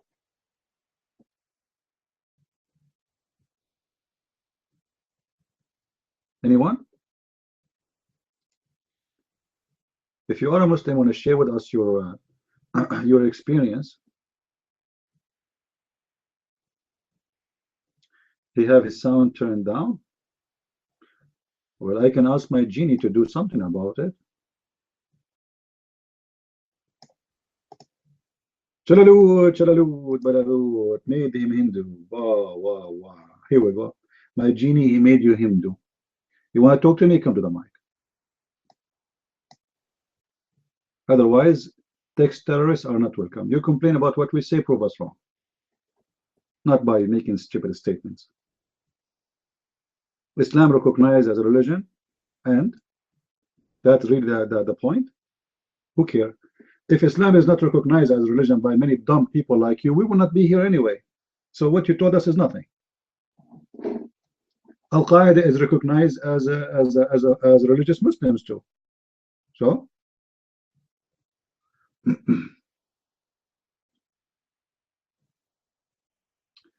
do we have any brave Muslim here? Okay, a complete and told the story of the jinn. Ew, sound like deep. Anyone want to hear the story and told the story of the jinn? What?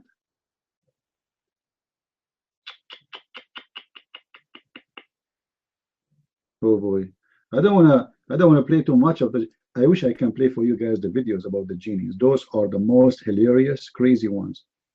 But you know, the Muslims will be upset. They say copyright, etc. Otherwise, they are really super funny.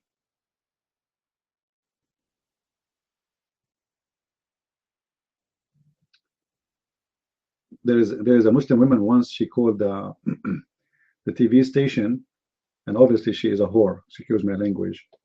And she said, "Assalamu alaikum." And the sheikh, like he heard the voice, is melting. And like you can tell he's sweating.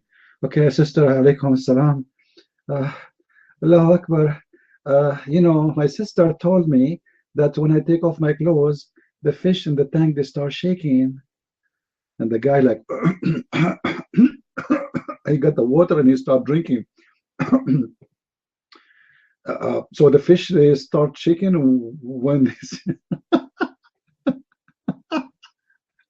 and then he said to her, sister, Bismillah, alhamdulillah, wa la hawla wa la quwwata illa billah. I advise you, sister, that don't take off your clothes in the front of the fish tank. Because obviously they are looking at your beautiful, pure body. Look at this guy, he's flirting with her, right in TV. That you're beautiful, you know, a pure body. But she said, this is the only room. He said, okay, this is the only room you have, okay. Well, what about covering it by a blanket? And you should hear the voice of this woman. Obviously, she's making fun of them, you know. From the way she is talking, she's like, the genie is shaking when he sees the naked Muslim women. Obviously, he's doing masturbation. So if you have a fish tank, my friend, and you are a jealous husband, don't let your wife take off her clothes in the front of the fish. Otherwise, they will do masturbate. For many of them, they are genie. And Abdul. Yeah, the topic today is Trump versus Allah, because Trump is going to make Allah in Saudi Arabia. Right now, he's flying. I think he's in the airplane right now. He is flying to Saudi Arabia to meet Allah and his followers.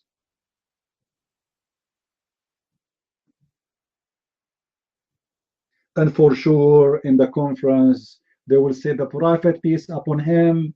The Quran says, if one kill one man as if he killed all men. It's what Obama he quote for us, right? But that verse, by the way, it was saying if a man killed a Muslim as if he killed all Muslims. Not if a man killed a man, really. This is what the meaning of the verse. The Muslims, they try to fool you with it, and they keep quoting that verse for you. Do we have any Abdul here? Yeah, you can search. There's tons of websites about genies. Can Jill fall in love because of makeup? What do you want me to go there? Okay, let me search for this website.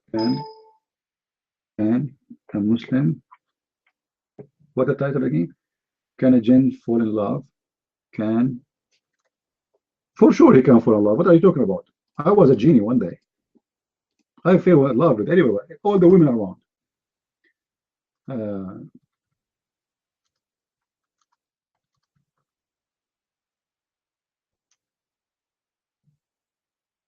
Okay, can a genie fall in love?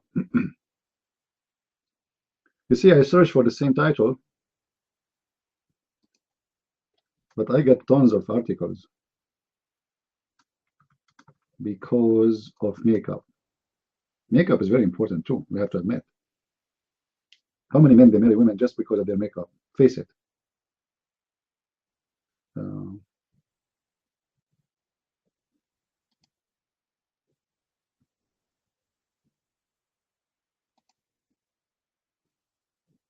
Oh, but this is Facebook. Is it Facebook?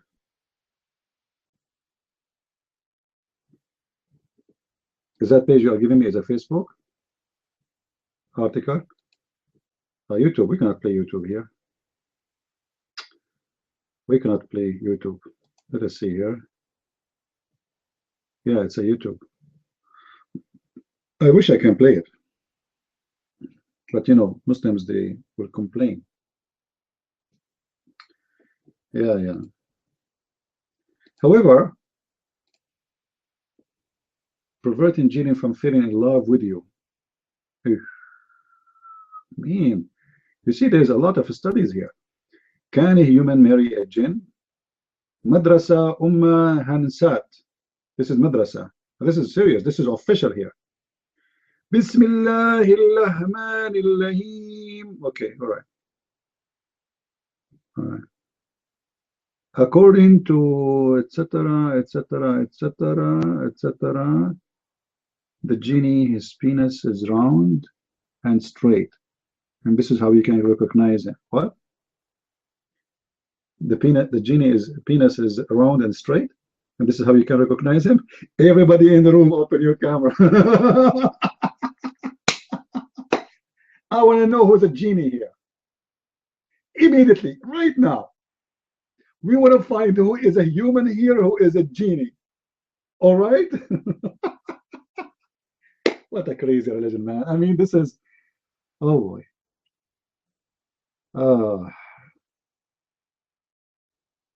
Let us see here. Look at this fatwa. Look at this fatwa. All right.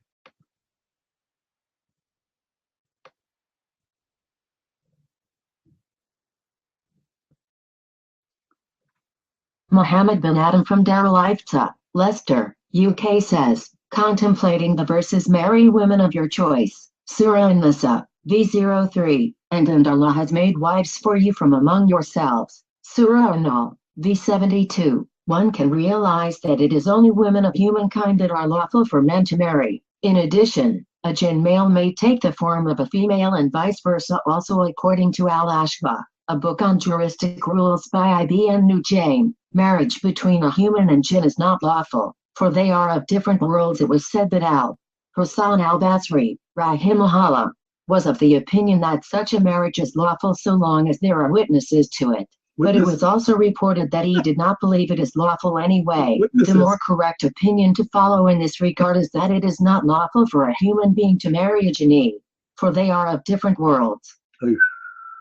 See, guys, some scholars, they say it's lawful to marry a jinni as long as you have witnesses. Remember that. Remember that as long as you have witnesses, it's fine to marry a genie. Just a question, Sheikh. This is called Zakir Naik. Taradan, taradan, taradan, taradan. Assalamu alaikum. Wa alaikum salam. Brother, we have a question about having sex or relationship with a genie. What is your opinion? First of all, is that one is calling me the Christian prince? Yeah. Christian prince. First of all, everything you say is a lie. The Prophet, he never had sex with the genie.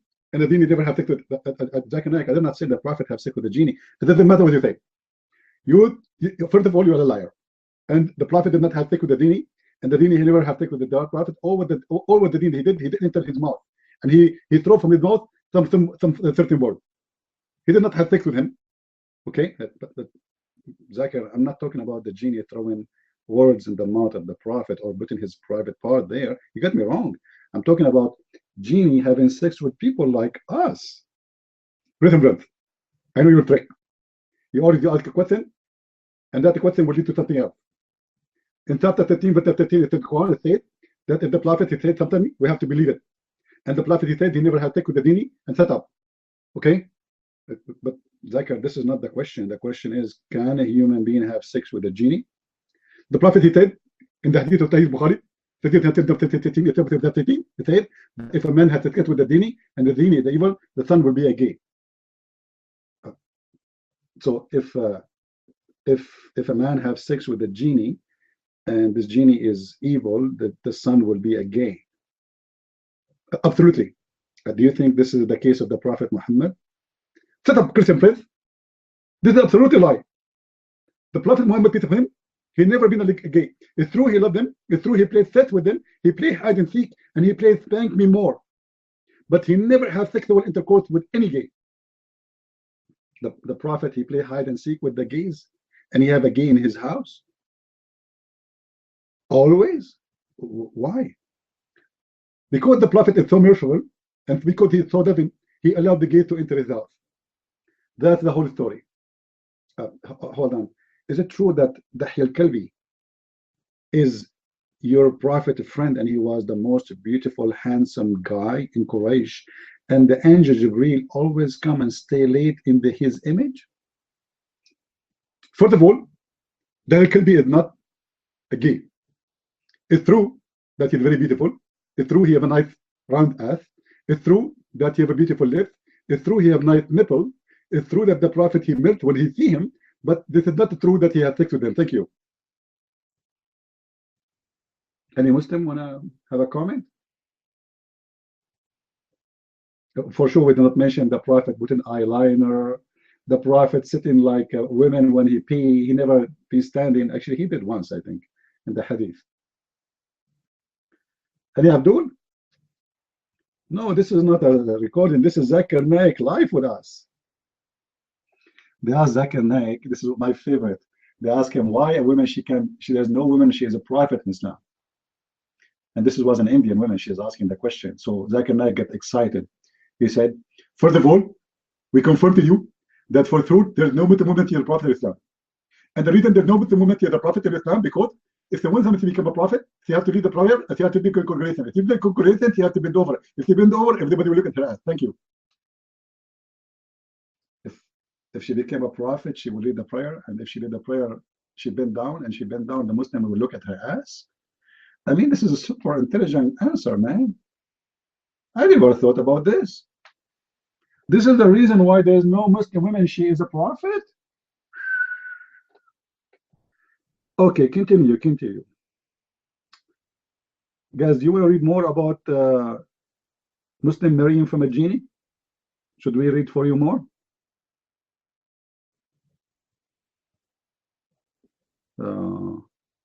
What if a genie fell in love with you? Oh boy, look at this problem. A true story. I like it when a Muslim he say a true story. You want to hear a true story? First of all, you should know that, yes, this is possible, and you might have heard your elders tell you, especially if you're a girl. to do the following. Not wear strong perfume at night, especially around trees. Don't leave your hair open, What? especially around trees. What? Cover yourself when you go out at night. What? Don't sing. Don't recite anything beautifully, especially under trees. Don't loiter in places where you can expect to find jinns. The last advice is what the Prophet gave to us also. Prophet, sallallahu alaihi wasallam, told us not to loiter in those places where the jinns reside. Right. For example, graveyards, ruins, deserts, marketplaces, etc. We have also been commanded to recite the Quran frequently in our houses, as the Prophet, sallallahu alaihi wasallam, said. Indeed, the shaitan flees from the house in which Surah Al-Baqarah, the second chapter of the Quran, is recited. A true story. One of our family friends back home in Pakistan, their daughter was possessed by a jinn. It all started when she and her friends were on the roof of the house, doing a hokey. Beside her house was an empty house, and so out of curiosity she started to stare into the house, and saw twice staring back at her from the darkness. She told her friends, but no one believed her. Ever since then, from my mom's account, the girl developed two personalities. Mental institutes could not cure her, and sedating her was the only options. She would sit in a room alone and have a chat with someone. If someone were to walk into the room, they would see no one. Muftis told her that a jinn had possessed you, and he has fallen in love with you. The jinn told them that she was staring at him from the roof, and it was her who started it. Believe it or not, it was love at first sight. Guys, I was always worried when I sit under a tree and I open my hair. Even if I shave my head like Sam Shamoun, still I'm worried. Now I know why Sam Shamoun, he don't grow his hair. Because imagine you sit under the tree and you open your hair and a genie fell in love with you. Oh boy. And look at the advice. The advice, sister, don't do this. Don't what? Don't do those followings. All right?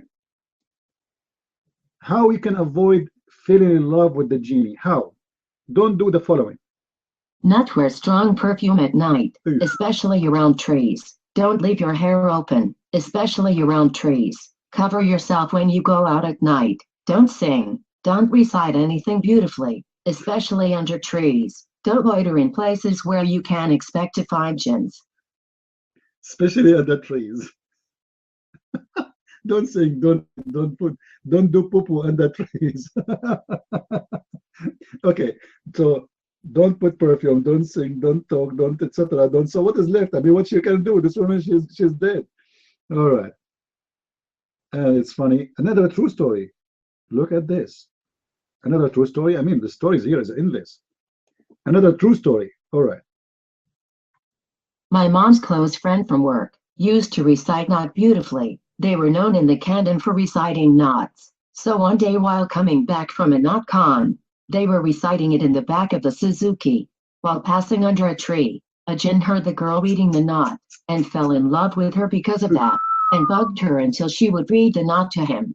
After much exorcisms, a deal was made where the girl would now have to go to a certain place once a year and read the knot to the jinn. Only then would he stop harassing her. It was freaky.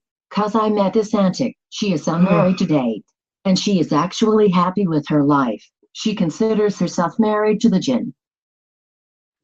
You see, my friend, all of this happened because she was singing in the back of the Suzuki, and the Suzuki passed under a tree.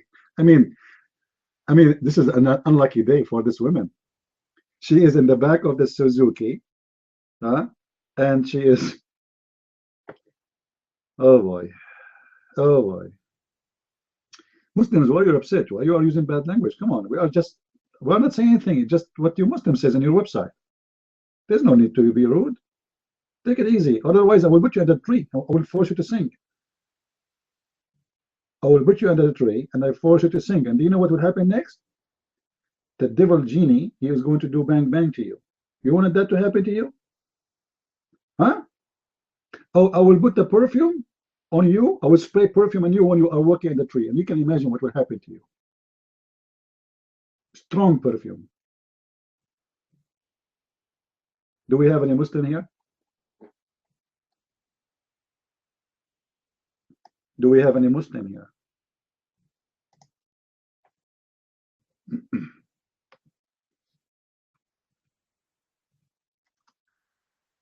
Any Abdul?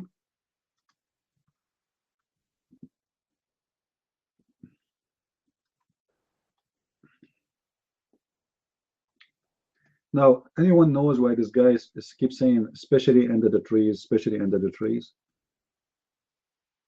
There's a reason for that, right? Because their religion teach them that there is certain kind of trees, not just a tree. Usually there's certain kind of trees. They love all trees, but there's certain kind of trees, the genies, they love it. So if you go and sit underneath of those genies, they will jump on you. So this is why I am against anyone to go to the park or to go to the wood. You go there, you come back with the genie in your shoulders. Do we have any Muslim here want to discuss this with us? Do we have any Muslim would like to take the mic and tell us about the genie in Islam? Anyone?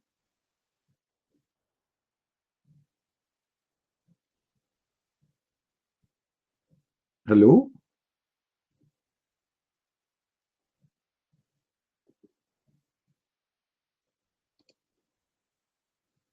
Tell what, Master, about the case of the Saudi in the court. I do not need to tell about it. You can search in Google, Saudi family. They sue their genie in the court, in the Sharia law court in Saudi Arabia.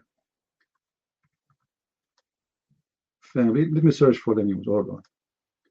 Sue the jinn. Sue the genies. Here we go. Edition CNN.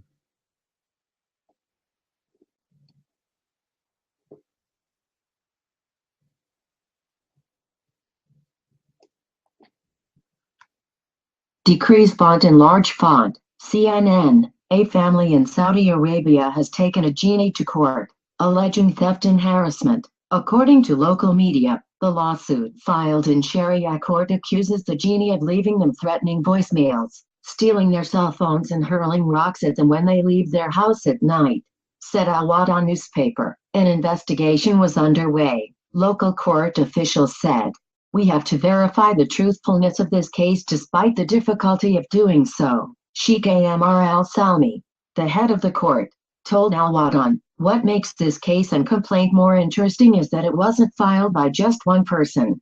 Every member of the family is part of this case. The family, which has lived in the same house near the holy city of Medina for 15 years, said it became aware of the spirit in the past 2 years. We began hearing strange noises, the head of the family, who requested anonymity, told Al Watan. In the beginning, we didn't take it seriously.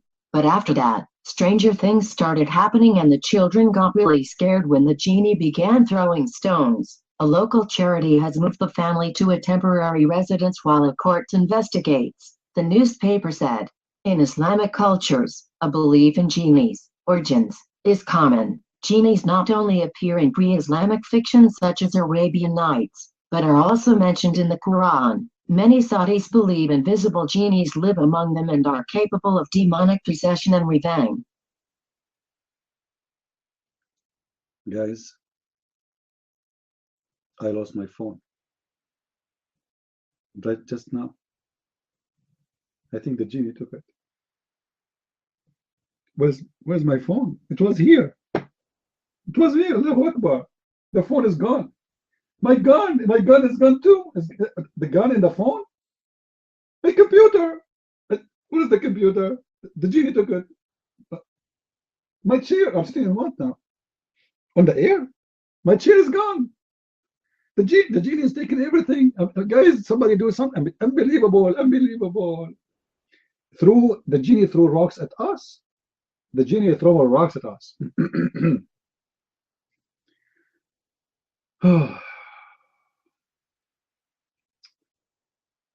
Oh man, Oh man. Did Jesus speak to demons? Demons are not genies. That's very stupid of you to compare. Demons are evil spirit. Spirit. Genies are physical beings. They can have sex with women, they can have sex with men, and they are created from fire and hot wind coming from Egypt. So you are having a wrong comparison. So what the Christians believe, we believe there's an evil spirit. As an example, the devil himself is an evil spirit. Why not? So the second you believe in the devil, you believe in evil spirit. The Bible says demon had sex with women and had children with them. Yeah, this is false, my friend. This is not what the Bible says. Post the verse, and we will laugh together. You know, either you want to take something metaphorical or you want to take it literally. The Quran and Islam speak about things literally. As an example, when the Bible says that this woman and her children, they had sex, or they have adultery, sorry, they have adultery, and the whole earth have adultery. Have you ever heard of adultery happen to earth? Adultery in the Bible is about not sexual relationship necessarily. It's about any sin you do against God. So either you want to take it literally or you want to take it in a metaphorical way. Same time, if you want to explain what people believe in, you have to go by what they believe in, not what you say. Okay, pause the verse. Genesis 6:4. Pause the verse for us. Would you? If you don't mind.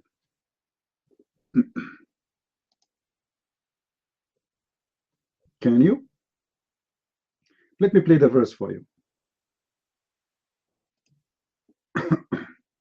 Genesis 6. And it came to pass, when men began to multiply on the face of the earth, and daughters were born unto them, that the sons of God saw the daughters of men that they were fair, and they took them wives of all which they chose. And the Lord said, My spirit shall not always strive with man, for that he also is flesh. Yet his days shall be 120 years. There were giants in the earth in those days, and also after that, when the sons of God came in unto the daughters of men, and they bare children to them, the same became mighty men, which were of old, men of renown. And God saw that the wickedness of man was great in the earth, and that every imagination of the thoughts of his heart was only evil continually. And it repented the Lord that he had made man on the earth, and it grieved him at his heart. And the Lord said, I will destroy man whom I have created from... All right, we played for you the verses before and the verses after, where it says having sex with the evil spirit. Mr. What's your name? Yeah, who said to you that those are the genie and those are the evil spirit? This is your explanation? And the spirit are giant. The spirits are giants. Okay, they are giant spirit.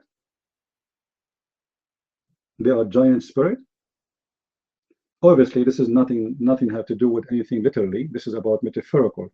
That those who they are in this earth, they start having gods who they are false, and they have worshiping them, and they have relationship with them, because the marriage is not only about you can say I like, if you see someone, she became a nun, she say I am married to Jesus, does that really mean that she is having sex with Jesus? Absolutely not. So we need to understand what she is saying, what this marriage is about. That means this is a person is devoted to the Messiah. She is not married to anyone, and she is not having sex with anyone. So either you take it in a spiritual way or you are taking it in literal way. And obviously this has nothing to do with any literal translation or interpretation. So you can go and read any Christian interpretation and you will see none of them speaking of sex as you claim. And the most important is what the Christians believe, not what you think. You see, when I debate Muslims, I don't say anything of what I think. Is that correct, guys? We are showing what the Muslims say and what they believe in what is written in their books. If I give my own interpretation, well, you go and live with it. This is your own interpretation. Who cares? At the end of the day, they don't believe in it.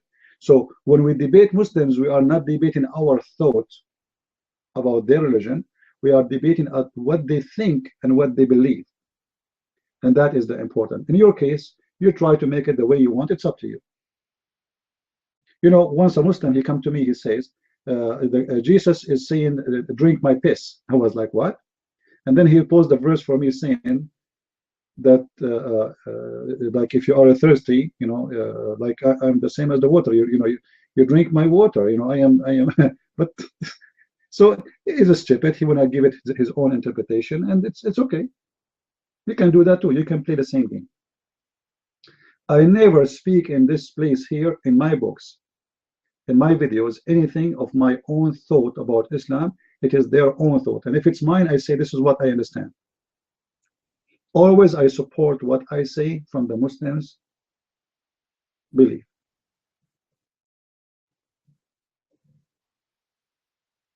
Here we go. Thank you very much, Sai.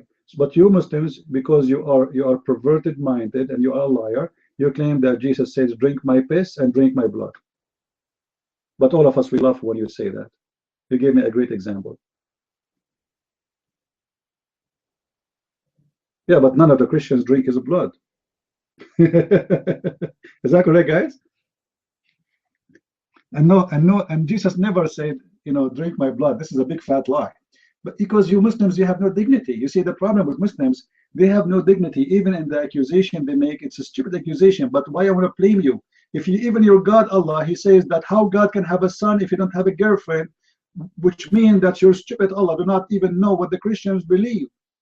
You're stupid, Allah, he think that God have sex with Mary and they have a son, his name is Jesus. This is how stupid you are. You are dumb like your God. So if your God is a donkey, why am I expecting you to be smart? No way. Right? When you want to debate a Christian, you need to understand what the Christians believe. But you Muslims don't want to understand what the Christians believe because you are dumb like your prophet. I mean, if your prophet was smart, he will not say what he say. I mean, this is the most dumb, stupid prophet ever. Like, what kind of a prophet he said? Shake your penis 3 times. I mean, why 3 times? What if I did 4? Do you think it's going to fall apart? What kind of a prophet he involved about how many times you should shake your penis? And how many rocks you use to clean your ass?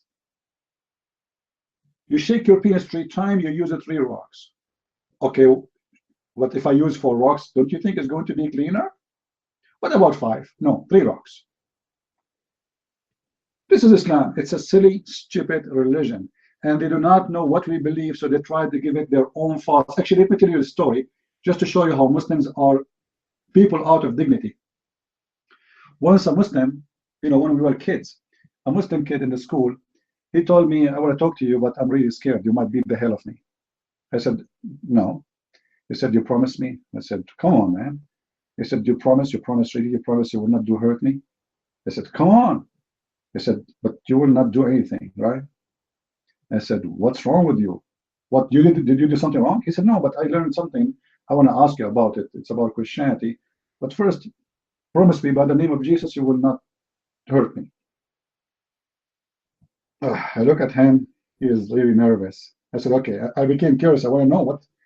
And look, guys, what the teacher in the Islamic class, he taught him.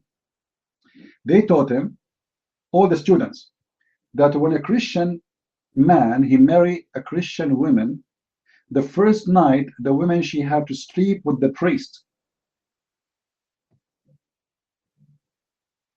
Do you believe it? How filthy, disgusting those Muslims when they make. And this is a sheikh. The one is teaching who is saying this that a Christian man, he have to give his wife first night to the priest, is a sheikh. This is how filthy they are. So what do you expect? Yeah, what you are posting for me, SI, is very stupid of you, because this is about camp. So if you want to do poo-poo, stay away from the camp, you idiot. What's wrong with that? Those people are in camp. They are not even in the city. What's wrong with that? There's tons of thousands are moving together, and he is teaching them that you should not do it. He is a leader. If everybody start doing between the houses, that will make the shit smell all over. So what's wrong with that? Now, what is wrong is your prophet pissing and shitting inside his house, and then he dry his hands full of shit with the wall. Do you want me to show you the hadith? Do you want me to show you the hadith? SI? SI, be a man, say yes. Hello? Hello? Hello? Should I call Zakir Naik for you? Come on, you are a coward, SI. You don't dare even to talk. Look at you. You are complaining that Moses, he ordered them to do poo far away from the camp. And you are not complaining about your prophet drying his hands in the wall of his place, his house. Can you imagine how many colors in the house of Muhammad? I think it's going to be like a Da Vinci paint. Depending on the food, sometimes it's yellow, sometimes it's red, right? So can you imagine how many colors in the wall of Muhammad? And a Muslim Abdul, by the way, he made a video to respond to my video about this. Do you know what the stupid Abdul, he said, guys? They said to me, what do you expect from a prophet who live in the desert, where he was going to dry his hand? If live in the desert. What? And then he said, the guy is traveling in the desert, what he will do? But you stupid idiot. The wall is moving with him in the desert? In the desert, there's a wall. Wherever Muhammad he go in the desert, there's a wall. Andy, how are you? The mic is yours.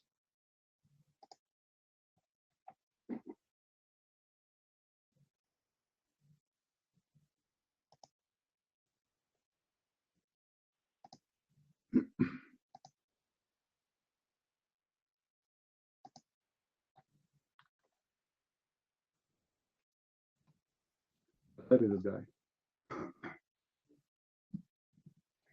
Hello, people. Nice to meet you all. I hope you have a good day or a good evening. This is the smart guy. Lord have mercy. I want to go to the Torah, and I want to prove from the Torah, the words of the Torah. No one contradicts the words, I hope, that we have the philosophy of God. Now, those that have the Torah. Okay, who's a single woman here? She's looking for a husband. Any woman? I got one for free. Just take him immediately and leave with him. This guy is, if you start talking, he will drive you crazy. We will have no idea what he's talking about. I know him. So who is a woman? He's looking for a husband. He's a genie. Lord have mercy. Not here, not her, and they go to different room. Other rooms, they will be so happy to have you, because you know, for us, it's your intelligence so high, and we cannot really comprehend your intelligence, my friend.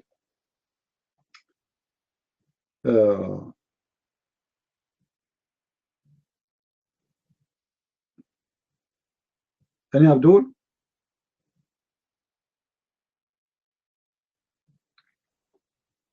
Any Abdul here? Who's a Muslim? Like, I mean, we wait for Abdul, and then what we get this guy. This is not even fair.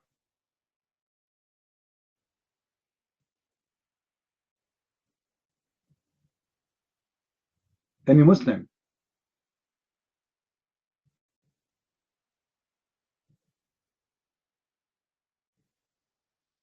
Who is a Muslim would like to come to the mic?